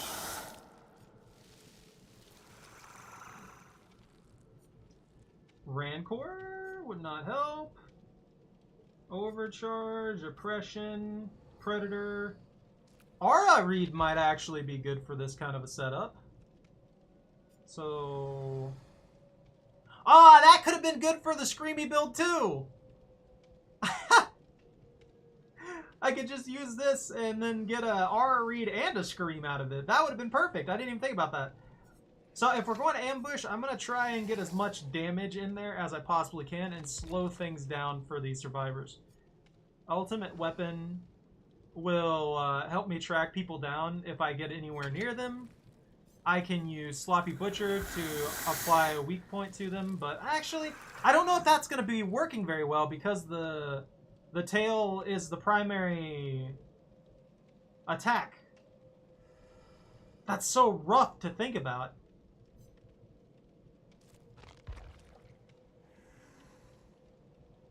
If I could effectively use stealth perks, it'd be a different story.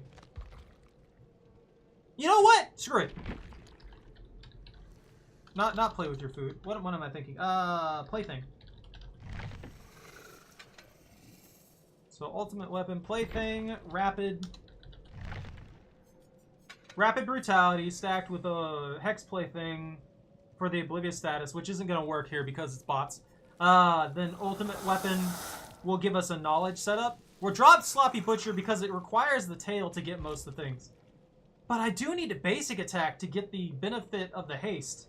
I don't know, it's really interesting. That means the entire time that I was playing it, I was catching people left and right. I wasn't using my basic attack. So that was just play with your food value stacked with the Parker's headband. So that actually works out pretty good. However, let's try play with your food again. Maybe I'm overthinking it. Maybe I can actually manage this fairly well.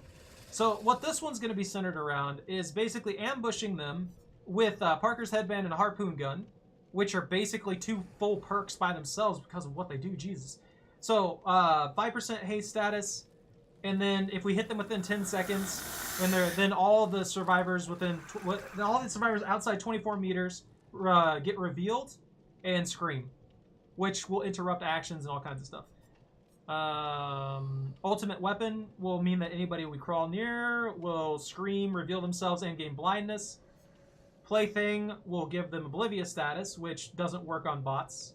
And then rapid brutality benefits us again with another haste status after utilizing the haste status here and the reveals here. Whereas play with your food gives us the benefit of 5% movement speed stacks if we don't hit the obsession, obviously. So I'm thinking massive movement speed stacked with giving people oblivious so I can sneak up on them easier, and then ambushing them around corners and stuff like that, if that makes any sense.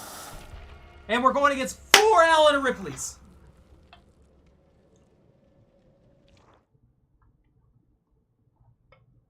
I want to see if I can get them to place the bombs on the pallets so I can show you guys what the pallet bombs do. Hopefully, when this is released, it'll play really well and we won't have problems with it like we usually do with stuff. And right now, it just feels great. So I'm curious to see what'll happen.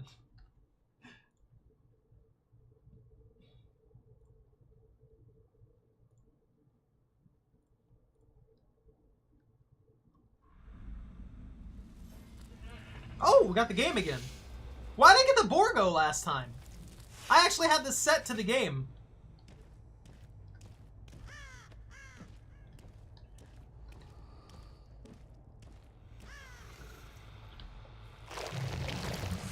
Whee!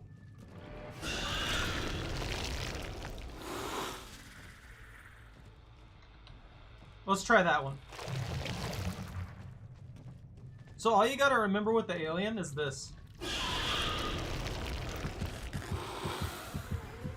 Constantly jump through the things.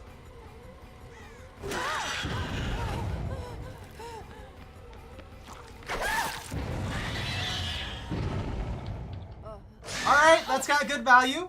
That's got good value. Had the bot not got caught, we still would have caught up to them because we had an extra 5% haste. So I basic attacked first. I basic attacked first to get the 5% haste status.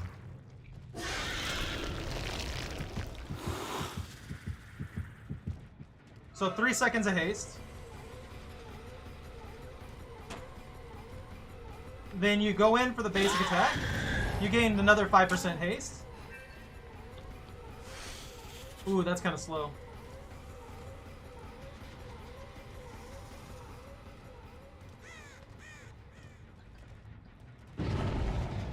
Wow, they wrecked that one.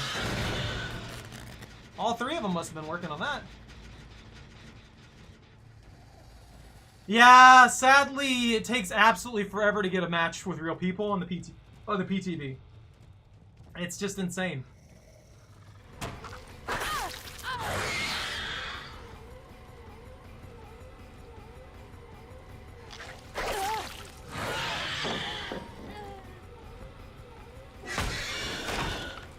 Ah, I shouldn't have broke that.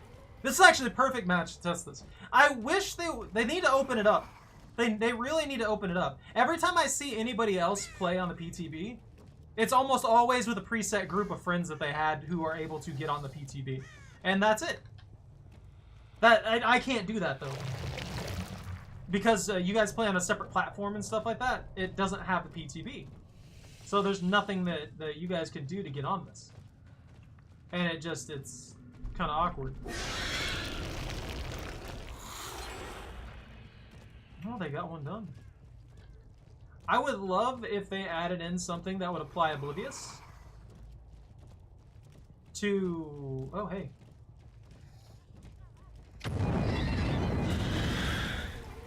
Oh, why'd I hit that?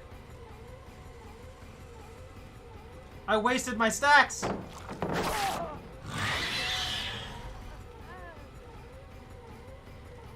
That was a good example of how the hitbox lags behind when it comes to survivors.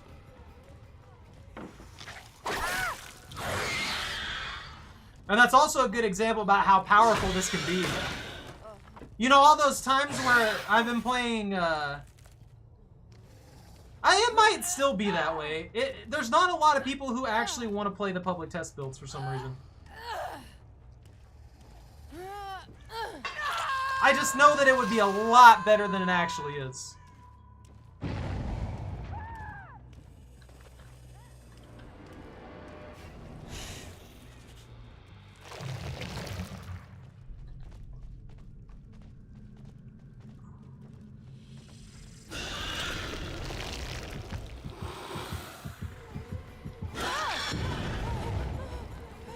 That's 5% extra haste. See how quickly I'm closing the gap?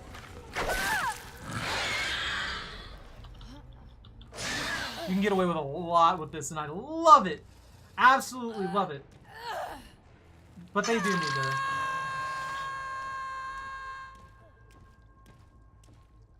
Till release date? Nah, most of the TTVs actually play this. So the main benefit of the playing it on the PTB is that you let everybody know what it is and stuff like that, and you get prior knowledge on it.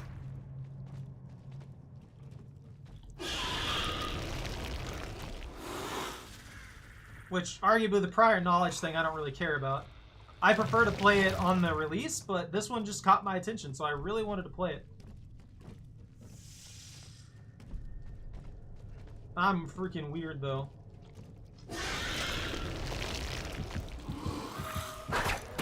Ooh, oh, hey, hi, you were...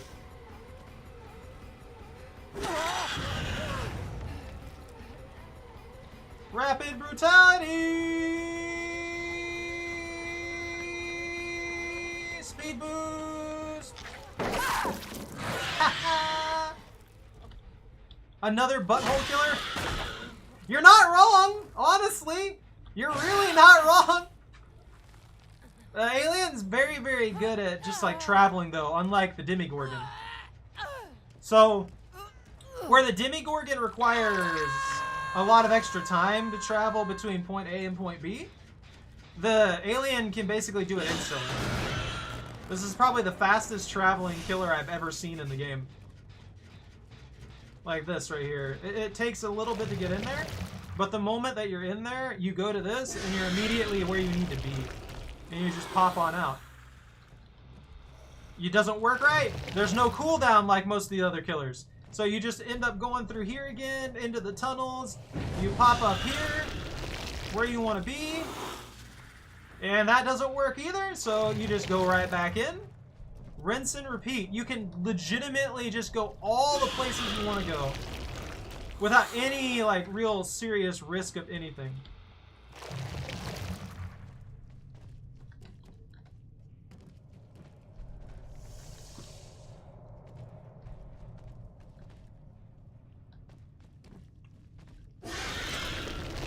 I didn't know that was a mechanic. Okay, so the alien does suffer from one thing.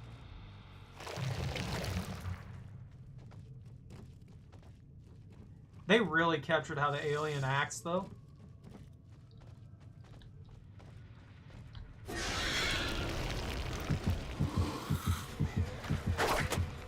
How did I miss that? Why did I do that to myself?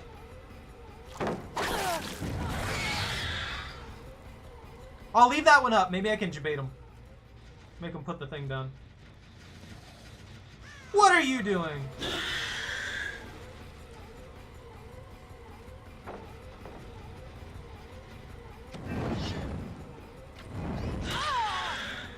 Speed me up before you go.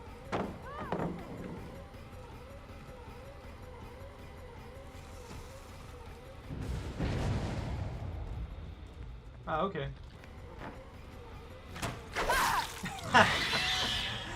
Yeah, this makes those short loops where people can cheese hop you all over the place impossible. It's actually extremely strong for dealing with that. Oh my god, did you have boil over for a split second? Jesus Christ.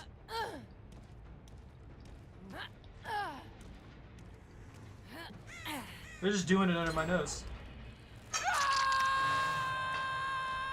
Straight up did it under my nose. Come back! I need to stabbles you! Wait a second. Yo, you didn't even...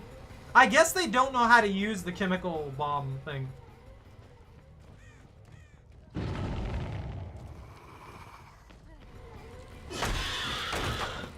They should all have over 50% progress on a generator, so the fact that they're not dropping the chemical bombs, I guess it's not in the AI.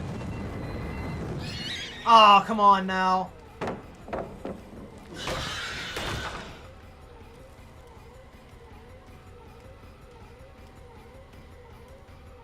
Yeah, see, now I'm at a penalty.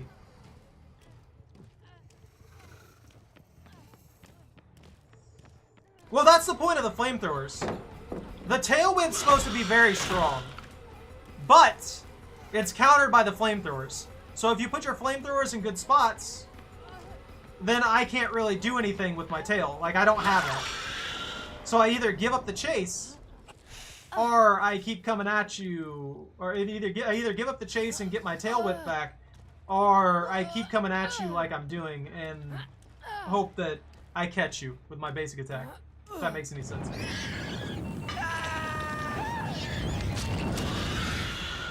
See? Like, that causes me so many problems.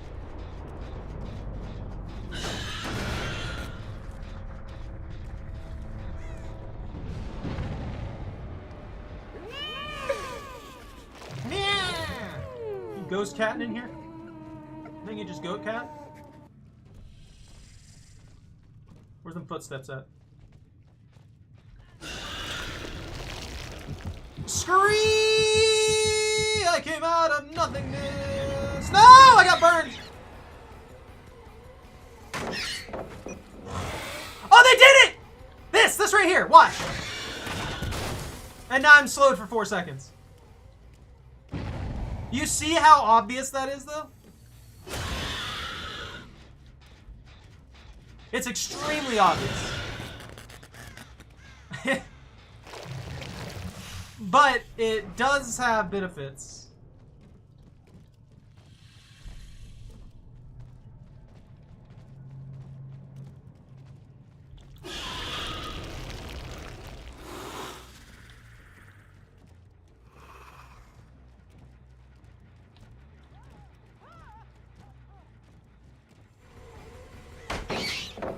Ow.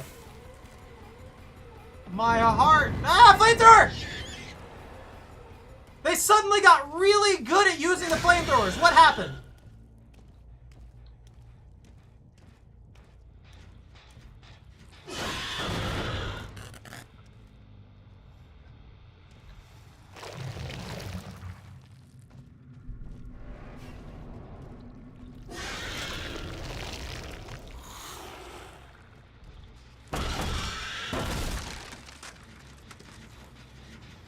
There's another one over there.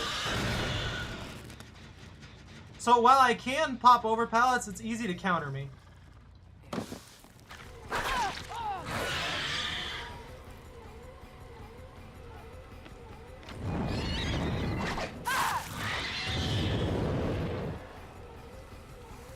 Come back! Come back!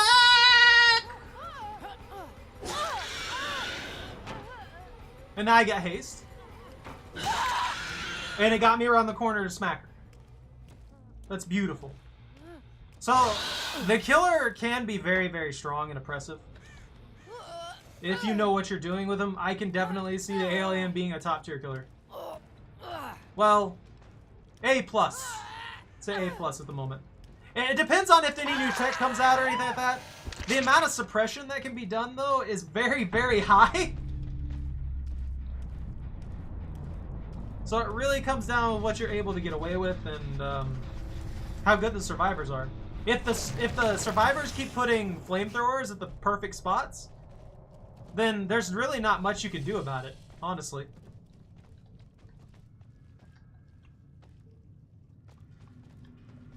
Over here?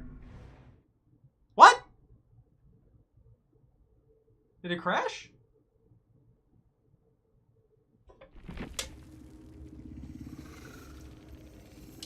Oh. They broke it. They brokeify it. They shattered it. Well, that kind of sucks. Jordan, have you seen the new map yet? Hold on. Yeah. I think I'm about done too. Maybe one more. I'll do one more and then I'm gonna get off here.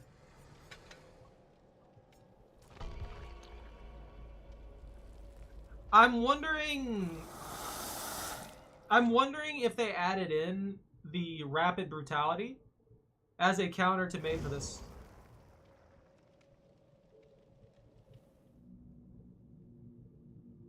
It's a good map. It's rather large. Hey, buddy.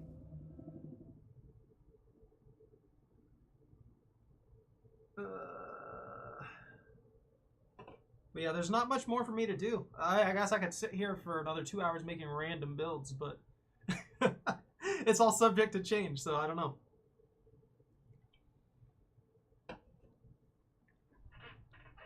I'm going to run this last one here, kind of experiment a little bit more.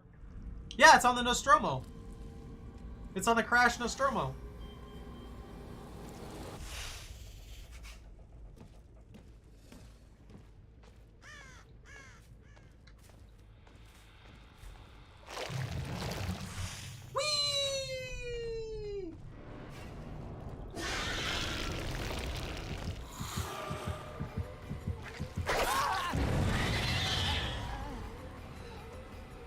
I forgot to basic attack first. I screwed myself there. I didn't know that was there and I messed it up.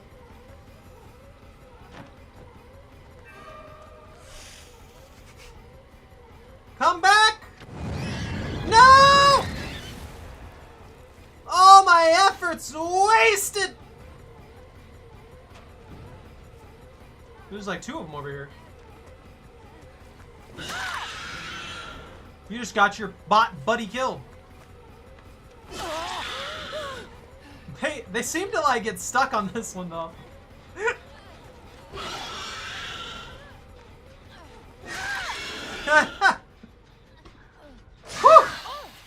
Well, that was an interesting start to this. You wanted another indoor map like RPD? I was kind of hoping for that too. I was hoping for like a hybridization of them, where there's an outdoor area, like out here and stuff like that, and then half the map was dedicated to the actual like crash and stuff like that. And it kind of is, but it's also not, if that makes any sense. The crash is very, very small comparatively speaking to the openness of the actual map. Whereas I think it would have been cooler to have most of the map be a be that, you know what I mean? Be the thing. Let me go inside and show you real quick, since you're about to get out of here. So it does encompass a good chunk of it, but only like the main cabin area and stuff like that. We got a good bit, and now we're already across the entirety of the front. It goes a good bit in though, and I really like how condensed it is and everything. It's a very narrow situation.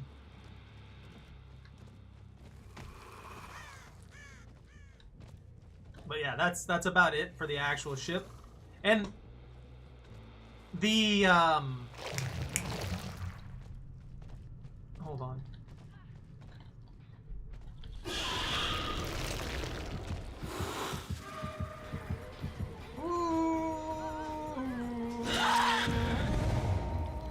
And they're all screaming over there. Oh, there's two of you all over there, huh?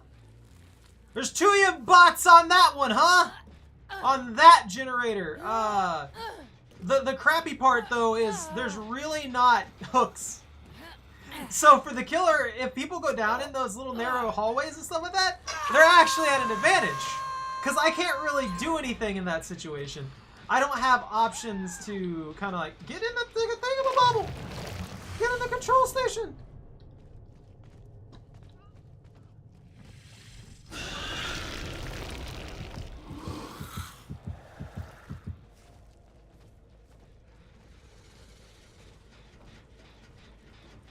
I'm not gonna get my buff.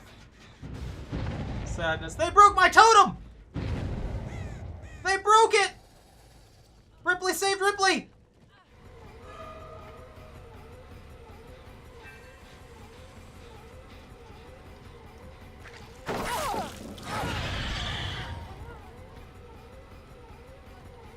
Come back! You must be the stabbed. The stabbed with the tail. The tail stab.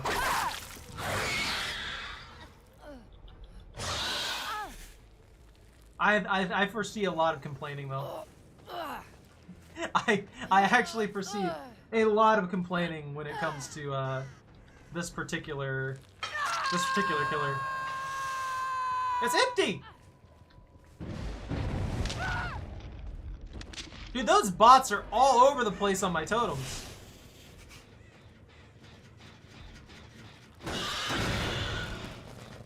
Where'd you go? Nowhere? Guess it really doesn't matter.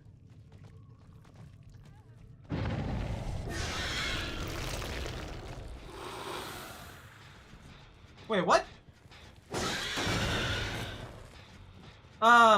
A weird thing about the tunnels is they're not equidistant. They're not really equidistant to what's going on around you. It feels like a much smaller area, and the that one's finished. It feels like a much smaller area.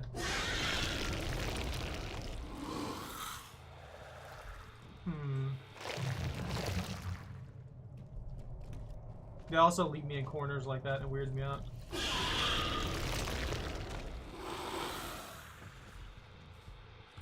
Wait a minute! Ah! Where'd you go? Why are you running from me? Come back. I need to stabbles you. I need to stabbles you with my tail.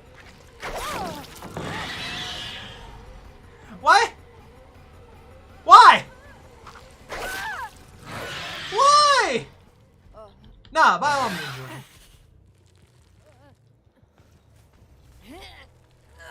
Hold on, just grabs her by the throat.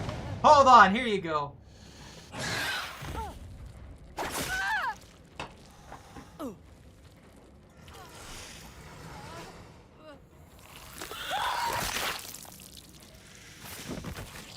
Get a good old finisher there.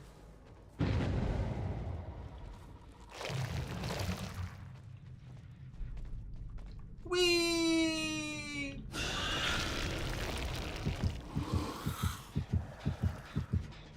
Wait, come back! Where the heck did you go? Why did you just magically disappear? You walked around that thing and you're gone. What kind of fire! I'm mad! I feel betrayed!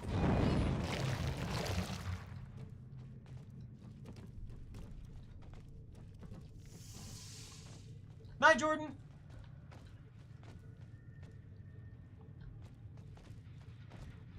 You can't run forever. You can't run forever, Ripley! Ah! Speed! Speed! Violence! Angry, weird, alien lizard thing.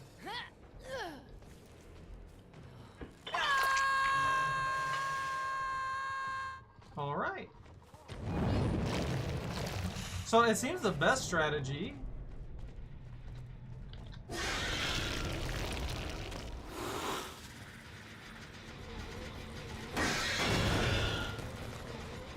Wait.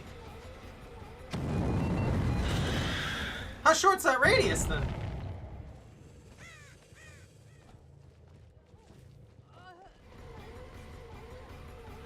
Wait, self-care? Self-care. No, medkit. My brain is fried. Forgive me.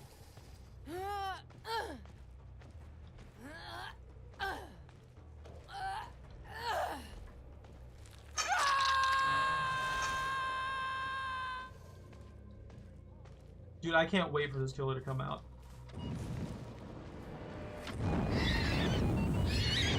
Into the tunnels! Oh, man.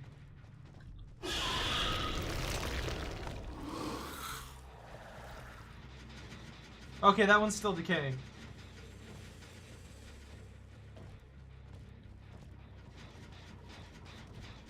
Dude, the bots just take off, man.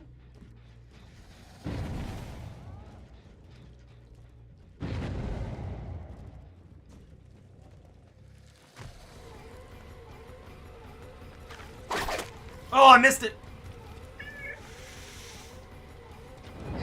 Her cat should have been the killer instead? Well, then it would just be the thing! The thing actually would be super cool to put in here.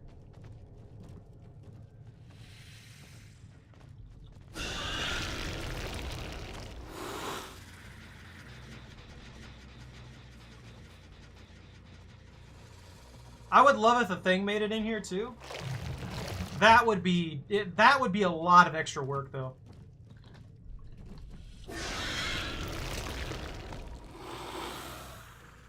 What? They were literally right on top of it. They were on top of that. They were literally on top of that. Where could they have gone in the 2 seconds it took me to crawl out of that hole?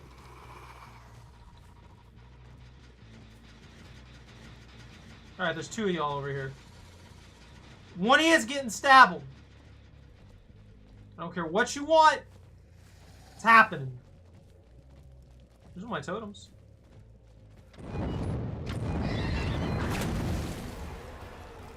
All 3 over here. Ah! I missed.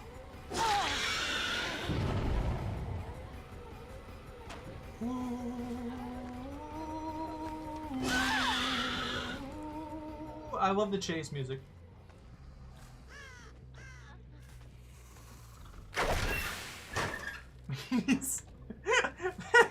You can feel the upsetty. You can feel the aliens upsetty with that.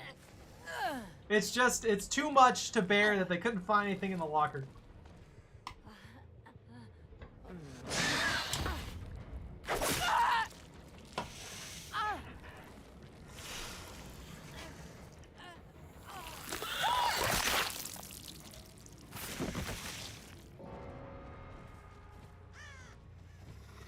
So I guess the bomb, the freeze bomb, is meant to be worked as a support for running.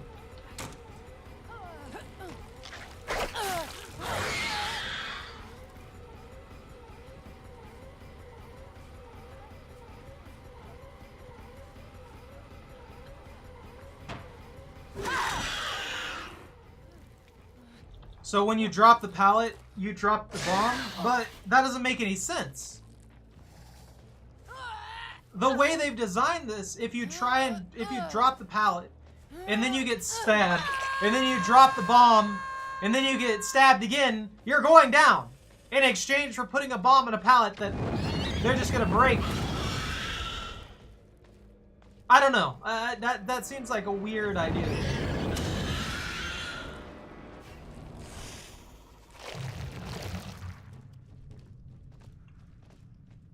Hello, humans. Humans. Humans.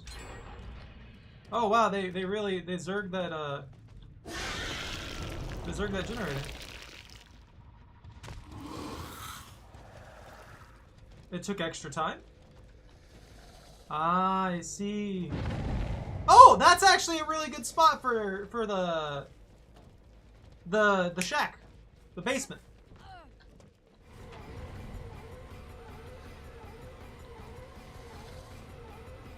Where's the uninjured one?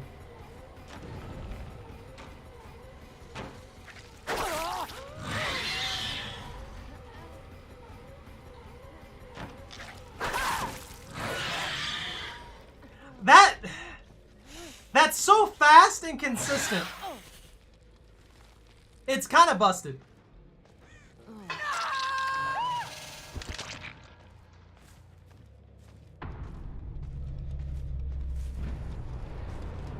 Now that I'm used to it, it's kind of busted.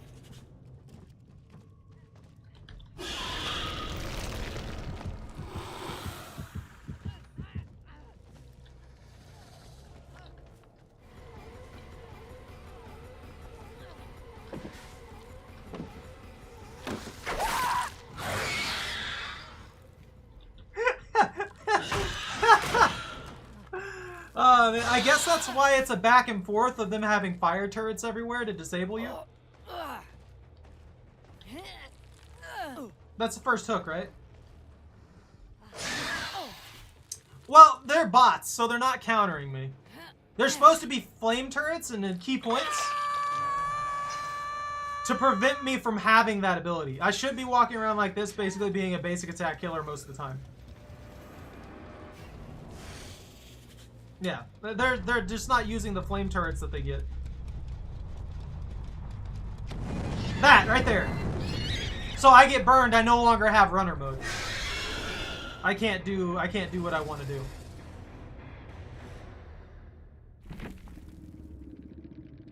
That said, it doesn't really stop me from quick traveling places and stuff like that, and recovering it and things, but it's meant to be a really quick back and forth thing that's just constantly happening, where the alien is constantly trying to get back runner mode and catch you guys off guard, keep you from having flamethrowers up for an extended period of time.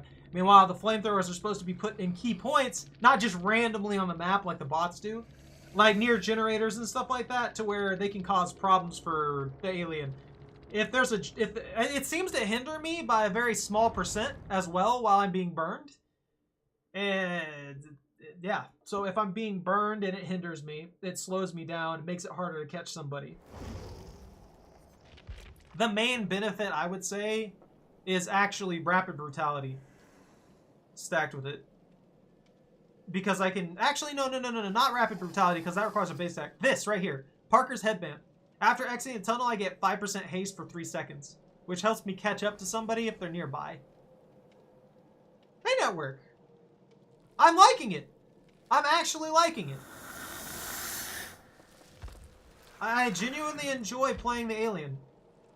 But, other than that, yeah.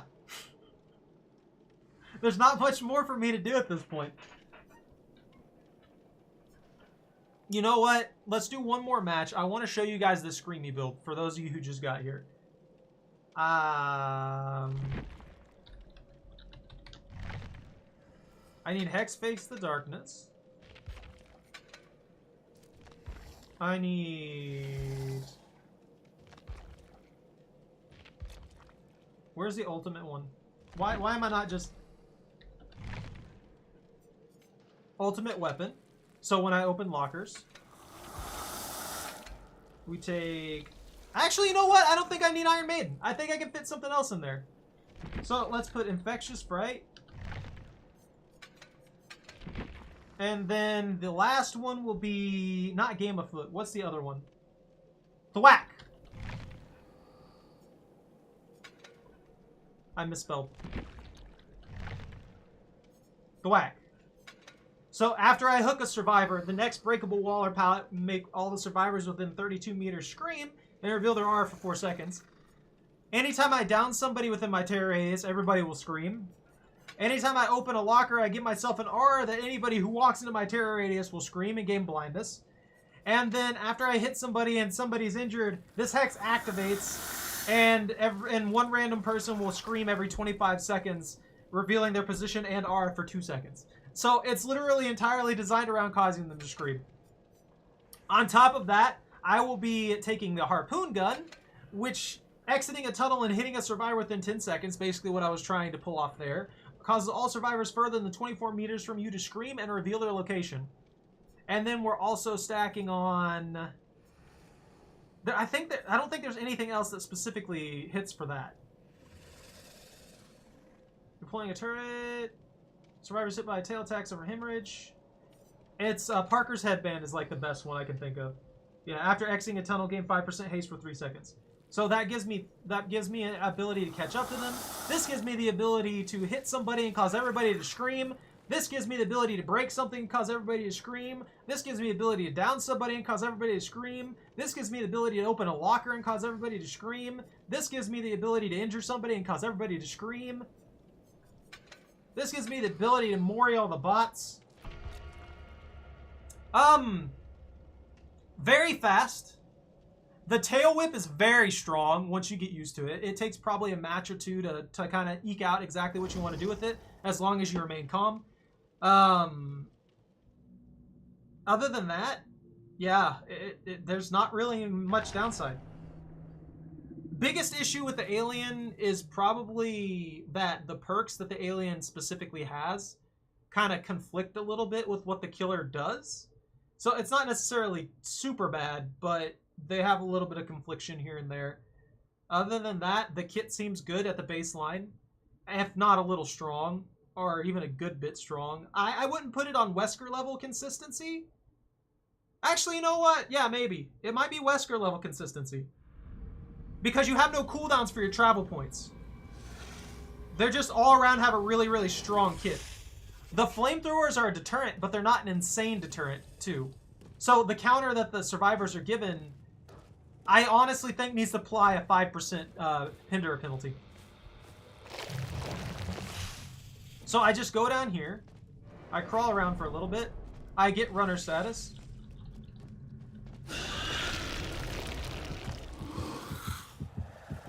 I detected somebody.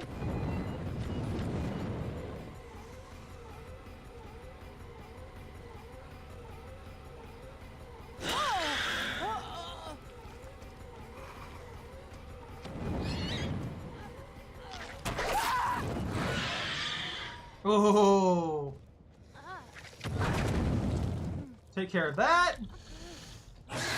See, the turrets require me to be super close for them to really do their job. Maybe they should extend the range of the flamethrower turrets.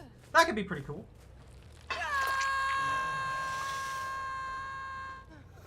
So now if someone's within 32 meters of me, I can make them scream.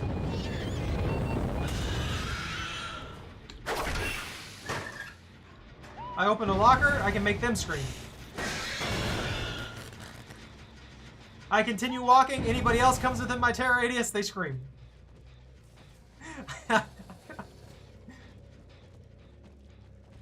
Face the Darkness is up as well. So that'll make anybody who's just out there scream once I injure this person.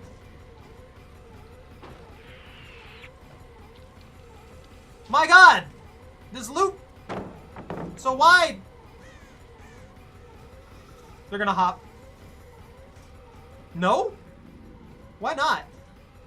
See, this is where Rapid Brutality would have came in handy. Rapid Brutality would have been super helpful there.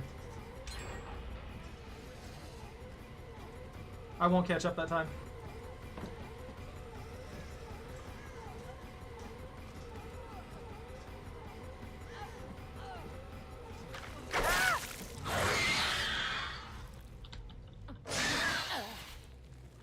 If you have the right build, which seems to be best as movement speed. The alien weapon is his tail and claws. And the Mori is the iconic freaking eat your face.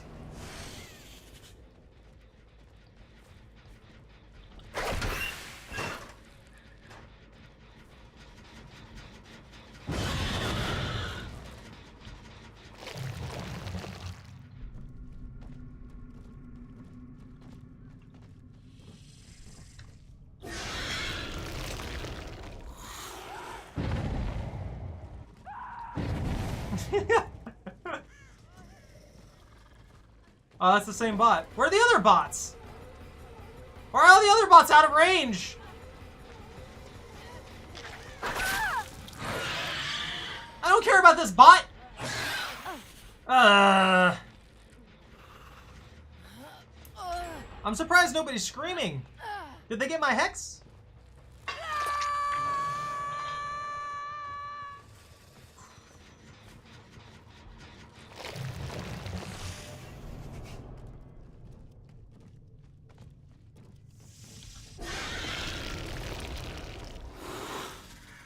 So if it's a miss on this too, you can immediately go back in.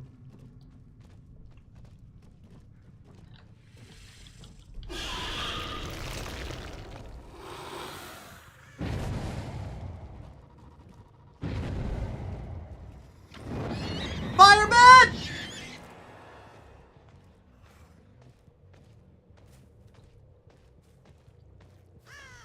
But if people have their things placed in the right areas, being consistently, they'll stop you from being able to constantly use your tail whip ability.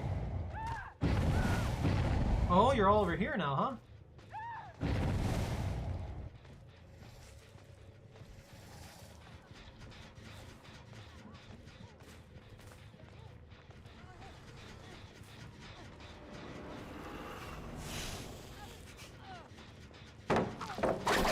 Oh, it catch! I hate when it does that! Too big. Definitely too big.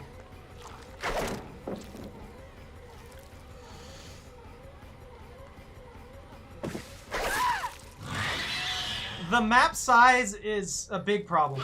They don't seem to know how to make a map and be consistent about it without it being either too big or too small.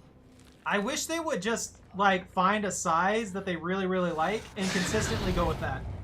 The way they're doing it, we always end up with a map, and they've been making them bigger lately for some awful reason. We got the decimated Borgo with the Knight, and it's huge! It doesn't need to be huge. It could be half that size and be fine. They just keep making things bigger and bigger and bigger. Like, I get that they don't want killers to just automatically be there, but they're trying to build the maps to counter the killers that are overpowered, when really they need to build the killers and rebuild the killers for the maps while being consistent about the maps. It's just a big problem that they've had for a long time.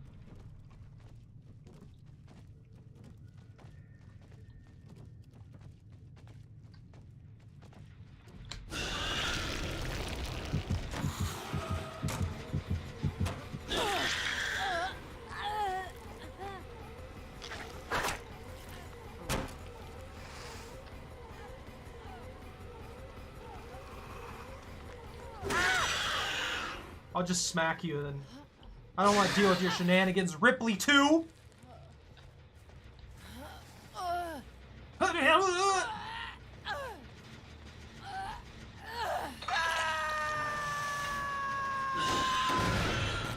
Take that, break that. The same year Final Fantasy 13? I have no idea. Oh, F13. What is F13? What do you mean?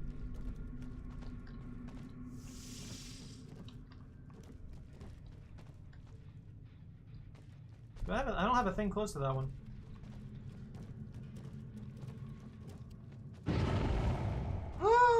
They're doing things over here! Scraw! Alien noise! Number 73! Scree for me!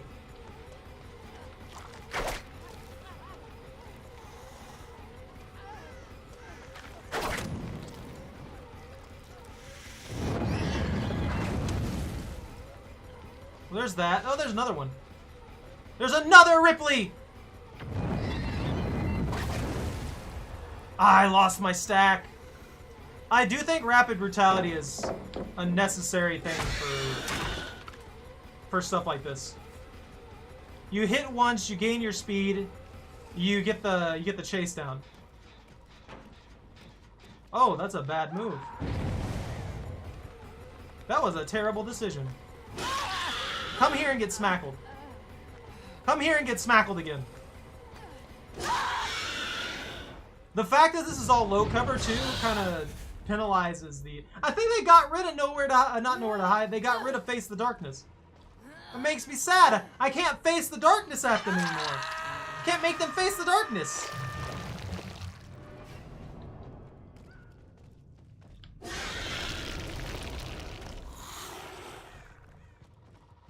No hit. Oh, Friday the 13th? No, I think this came out before Friday the 13th.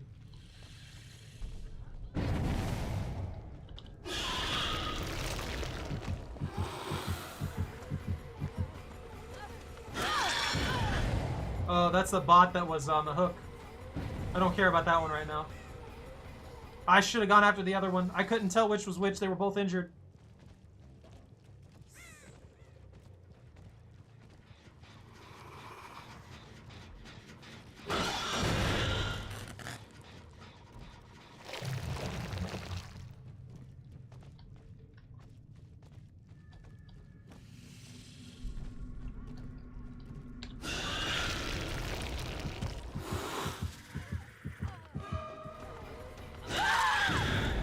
Haha!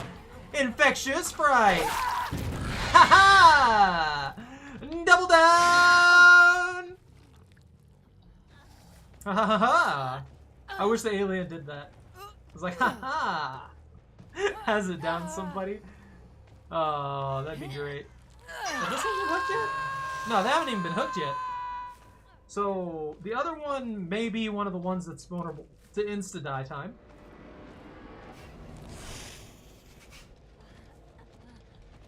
No, you're not vulnerable to insta-die time.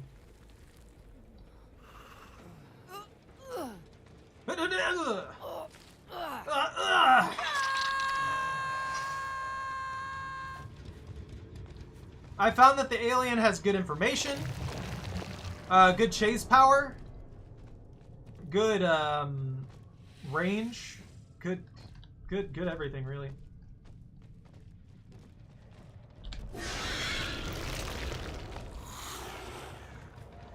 Where'd they go?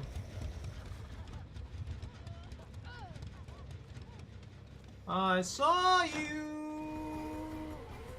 I saw you coming there! Whoosh-ah! Wha! And you get Mori. Scraw! Scree! Alien noises.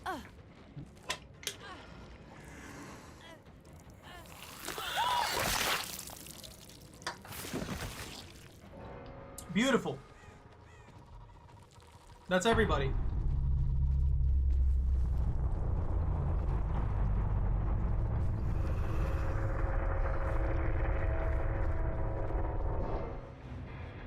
All in all, very strong killer. I love the killer. But at the same time, I do think that they might be a little strong. At least from my experience with a full stack of bots. Once you get used to the killer, they're very, very good at cycling through things and causing problems. But if they were more efficient than the bot, if those are more efficient than they are, like the bots were more efficient on generators than they were there, they might have had a chance to win that. So I don't know. Maybe a B plus A. B plus to A is where I'd put the killer at. I think they're in the spot where they need to be. I really do. Strong, but not so strong that they can't be countered. They're not, like, super vulnerable to anything, but they're also not so oppressive that you can't counter them once you know what they do. The biggest issue is going to be that people aren't going to know what to do against the alien to start off. Flamethrowers, I think, are going to scare a lot of people who initially play the alien as well. There's going to be a lot of people who are just like freaking out about it, like back and forth, scared that it's going to like do something to them or stun them or something like that. I think it should. I actually think that the flamethrower should stun for 2 seconds. If you get hit by it and it goes all the way to full bar, it should stun you for 2 seconds. Not a very long stun, but a good stun that will actually elongate chases and stuff like that and be a good benefit to the survivors. Because the turret goes down no matter what the moment that it does something to you. So it's just I guess it's just like a courtesy thing to make it easier for the survivors to actually play around the fact that the alien has disgusting mobility and a tail whip attack that can bypass a lot of defenses. So I don't really have anything else to say about it other than strong killer, fun killer. Might need a little bit of tweaking here and there on a lot of things. Particularly, I think they need to tweak Ripley's pallet perk and make it a hidden thing and make her able to place that pallet perk on top of on the bottom of a pallet before it's even put down. Take away the duration and make it where only one can be active per person who has that. So it's going to be just the same thing as Blast Mine in regards to you can only have one, but you put it on a pallet and you can preset that on a pallet, and then you give the killer the ability to break it. Stop hissing at me! You give the killer the ability to break it by smacking the pallet first, and then stomping on the pallet. That would still take a little bit of time, but it gives that a counter. It also makes it to where the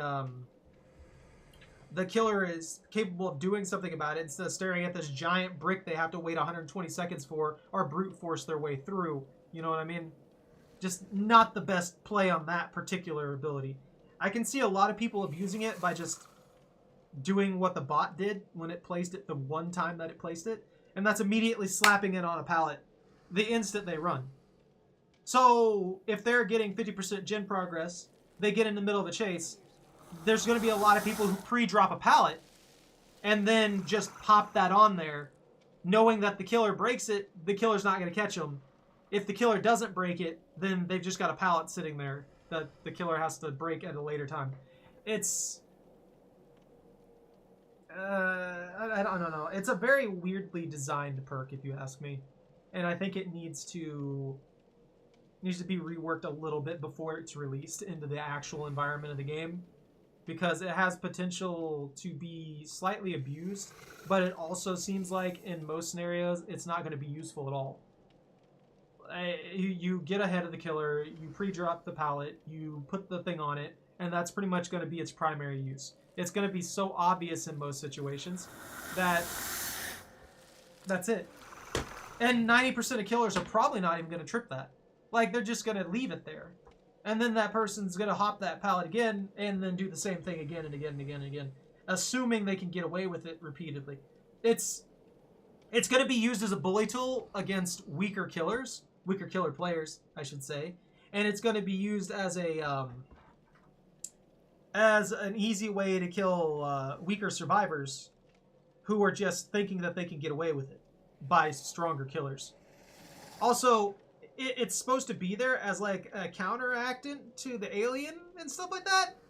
But in reality, if you drop the pallet and you get hit, and then you try and put a bomb on it, the alien's just going to hit you again with her tail. You know? This is the PTB network. This is the PTB. So I'm not playing on the base game. This is just the PTB.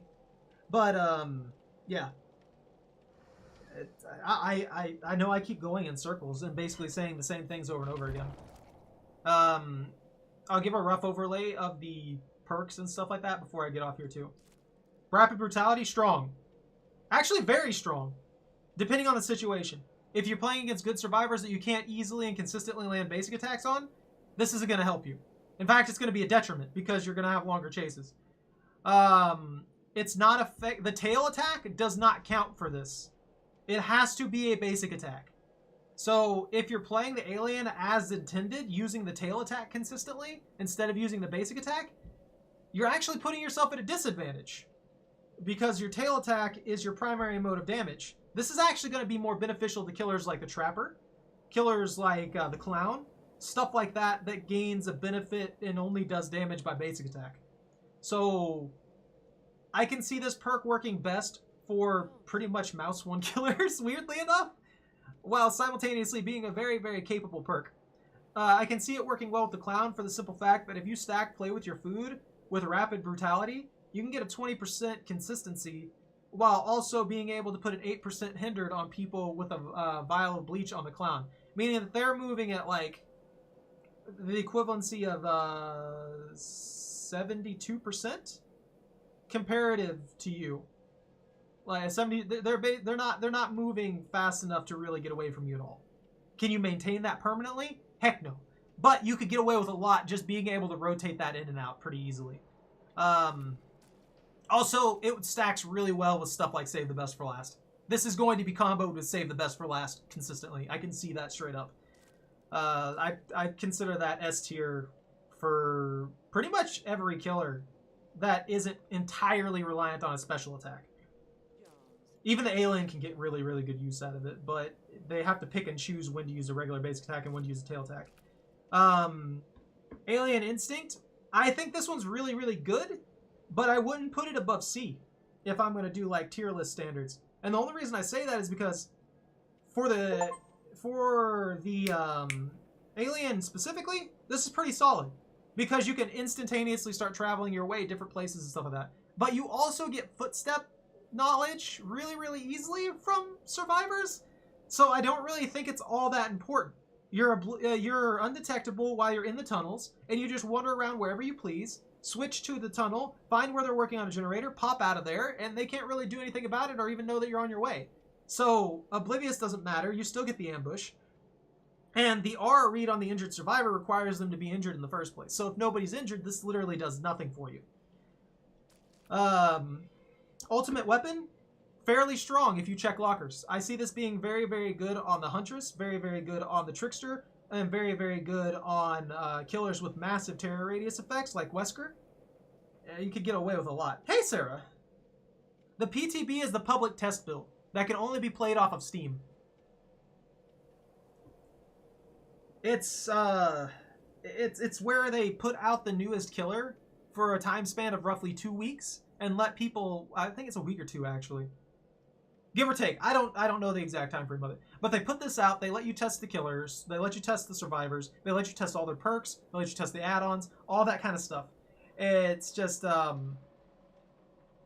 test build, pretty much. Basically, we're being quality assurance testers. This is what we're doing. But I'd say A tier, C tier. This one's really, really good, especially for high terror radius killers. This one's very, very good for basic attack killers and consistent for killers who can basic attack whenever they want and not suffer for it. Like, the Nurse is going to suck with this. The Nurse would never be able to use this effectively because she already moves super slow and stuff like that.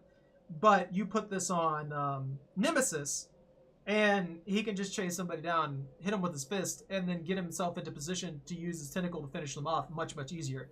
Same thing that I think they expected the Alien to do. So I think the Alien perks are actually going to fit pretty well with Nemesis as well. Hold on. Add-ons. This is okay, I guess.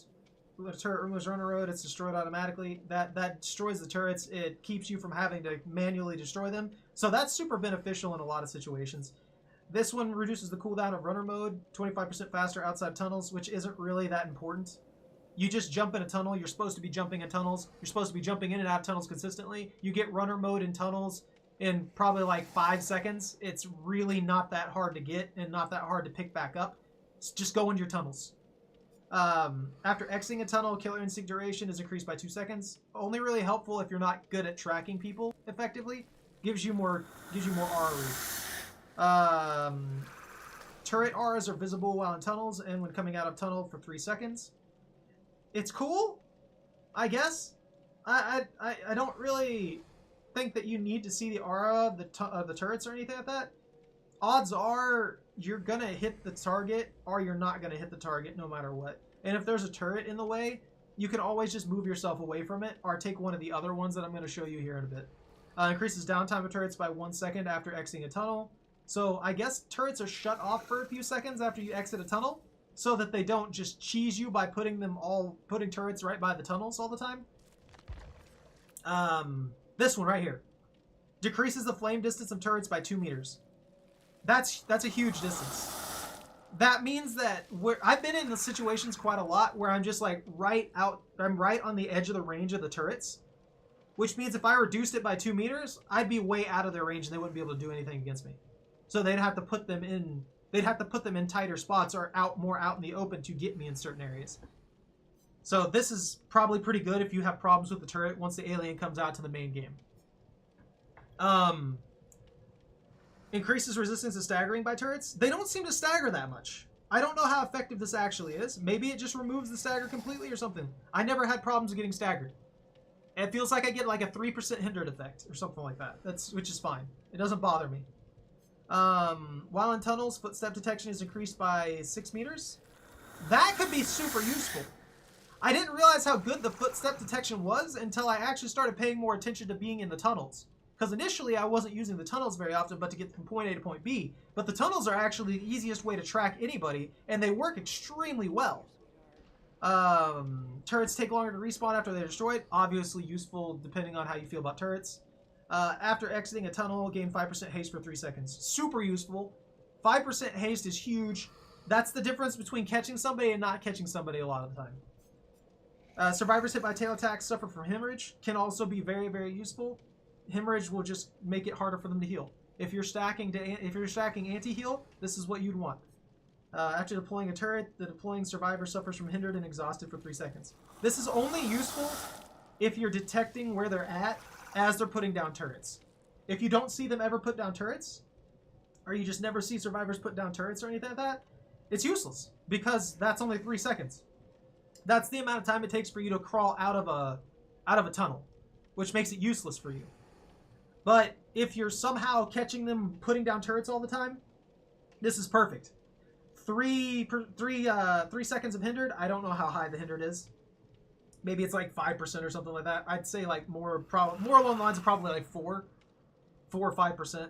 And if it is 4 or 5%, that's a pretty good hindered for 3 seconds. Makes them very easy to catch. It's basically the equivalency of having Parker's headband, but when they put down a turret. The thing is, you're most likely never going to see them putting down a turret. Exhausted, obviously super useful, preventing them from using any kind of exhaustion perks entirely for 3 seconds, or if they start sprinting, that stays on them. So you can use this to force people into a situation where they'll get exhausted consistently. But then you also have the option of, if you're teleporting on people like I was when they're on generators and stuff like that, you could just take Fearmonger for that effect. Kane's helmet. Survivors hit with a tail attack are mangled. Similar idea behind it as the multi-purpose hatchet. Hemorrhage and mangled are a good combination. And if you're using the tail attack exclusively, this might be it for you. This might be the best thing for you. Brett's cap. Destroying a turret causes all survivors within 16 meters to suffer from blindness for 25 seconds. Could be useful, depending on how effective blindness is. Some survivors, like myself, aren't really that reliant on seeing auras all the time. So it won't really work well on someone like me, but there's a lot of people who are very reliant on auras. So it will work very well on them. There's always a tiny catch to these perks, weirdly enough. Or add-ons, sorry. The keyboard. Generators within 16 meters of a turret have an intensity of their auras determined by their repair progression. This one can be very, very useful if you like to monitor generators and stuff like that. And if you see the aura, that automatically lets you know that there is a turret nearby as well. So it's a double whammy when it comes to information. So it could be very, very useful in that regard. But at the end of the day, you don't really need all that information too much. It just, you know. Unless this is just your style and you want to go information read with the alien who already has good information. And just overwhelming amounts of information so you always know everything that's happening within a freaking 15 miles, then sure, go for it. Sounds like a pretty good one for that. Self-destruct bolt increases vault speed by 30% while in runner mode. Super helpful. Very, very powerful. If you're going for a chasing build, this is it. This is one of the best things you can take. Stack this with bamboozle, 45% vault speed while in runner mode, while also being able to use your tail slap. That's disgusting. It's huge. It absolutely breaks most vault points that aren't a pallet without having any issue whatsoever. Then you have the harpoon gun. The harpoon gun, exiting a tunnel and hitting a survivor within 10 seconds causes all survivors further than 24 meters from you to scream and reveal their location. It's basically barbecue and chili on injuring somebody outside of a tunnel with a time limit. It's very strong. I was using this. It's not going to give you aura read like BBQ does, but it causes them to scream, which reveals their location, which is basically the equivalency of it, because you're just going to teleport over there with your crawly boy skills in the end anyway. Cat carrier, I didn't try. Exiting runner mode due to the turret attack makes you undetectable for 20 seconds. Well, I guess I did try it once. It's not that big of a deal to me. Undetectable is really nice, but I'm going against bots, so I can't effectively test something like this because they don't properly react to stealth. The improvised cattle prod. Each time a generator is completed, for the next 15 seconds, any survivor who gets within 10 meters of a control station has their aura revealed for 15 seconds. So this has a very powerful effect, but with a very limited time frame. However, 10 meters is huge, and there are 7 of these things. That's a lot of area covered on the map. Like, if you count just each one of them individually, that's 70 meters of the map. That's just immediately covered by your scanning. And it gives their aura reveal for 15 seconds, which is more than enough time for you to get over there and just outwardly delete somebody. It's not a problem at all. And if you catch all of them simultaneously with this, you can disrupt whatever plans they have and completely destroy them. It doesn't hurt that almost all of the command things are right next to generators. They're basically within range of generators. So if they're trying to do their job and repair generators, they're probably getting spotted by the improvised cattle prod once they finish that first generator, that second generator, third, fourth, or even the fifth, because this still works afterwards. So you can get a total of what? Let's see, 4 of those would be 60 seconds, and then you have 75 total seconds of potential aura read on the survivors. So that's super helpful. The only thing I don't like about it, obviously, is that it's limited to when generators are done. So you're getting a reward for them actually doing their objective, which is a little weird, but it works. Acidic blood. While exiting a tunnel in runner mode, any survivor who stuns you with a pallet in the next 20 seconds takes damage. If that survivor is already injured, they suffer from deep wounds. This I can see being a very fun, like, hard chase build with enduring stacked on it. If you want to use acidic blood, I would say take enduring. Take, what's it called? Oh my god, I can't remember. Heck, my brain is just fried. Enduring brutal strength would also work for this. Heck, what was it? I completely forgotten. Basically, you're building for chase and recovery speed again from getting slapped with the pallets. Spirit Fury would also work really well with this. Spirit Fury stacked with Enduring, and you automatically recover faster. You will break the pallet after the next 2. And you could also take Hubris if you really, really want to. But I don't feel like Hubris would be necessary in that situation because your whole point is to injure them with acidic blood.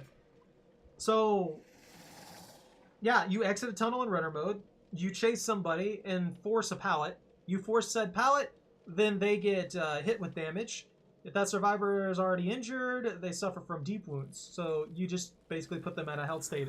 You put them down a health state without having to do anything whatsoever. It's a very interesting add-on. I don't think there are very many add-ons that directly do damage like this, and that's one that I actually would like to try at some point in the near future. Or probably wait till release to actually give that one a go. I want to see how it will work against actual players. Bots obviously are just going to keep slapping me with pallets, so it doesn't show the effectiveness of it when I do it that way. Like, most of the stuff isn't really showing me the full effectiveness of it. It's just showing me the bot effectiveness of it. Anyways, I've rambled on too long. I hope you all enjoyed this. If you enjoyed your time here, don't forget to like, comment, subscribe. Have a good night. Don't catch anything on fire. And, yeah, thank you again for watching. Fan out.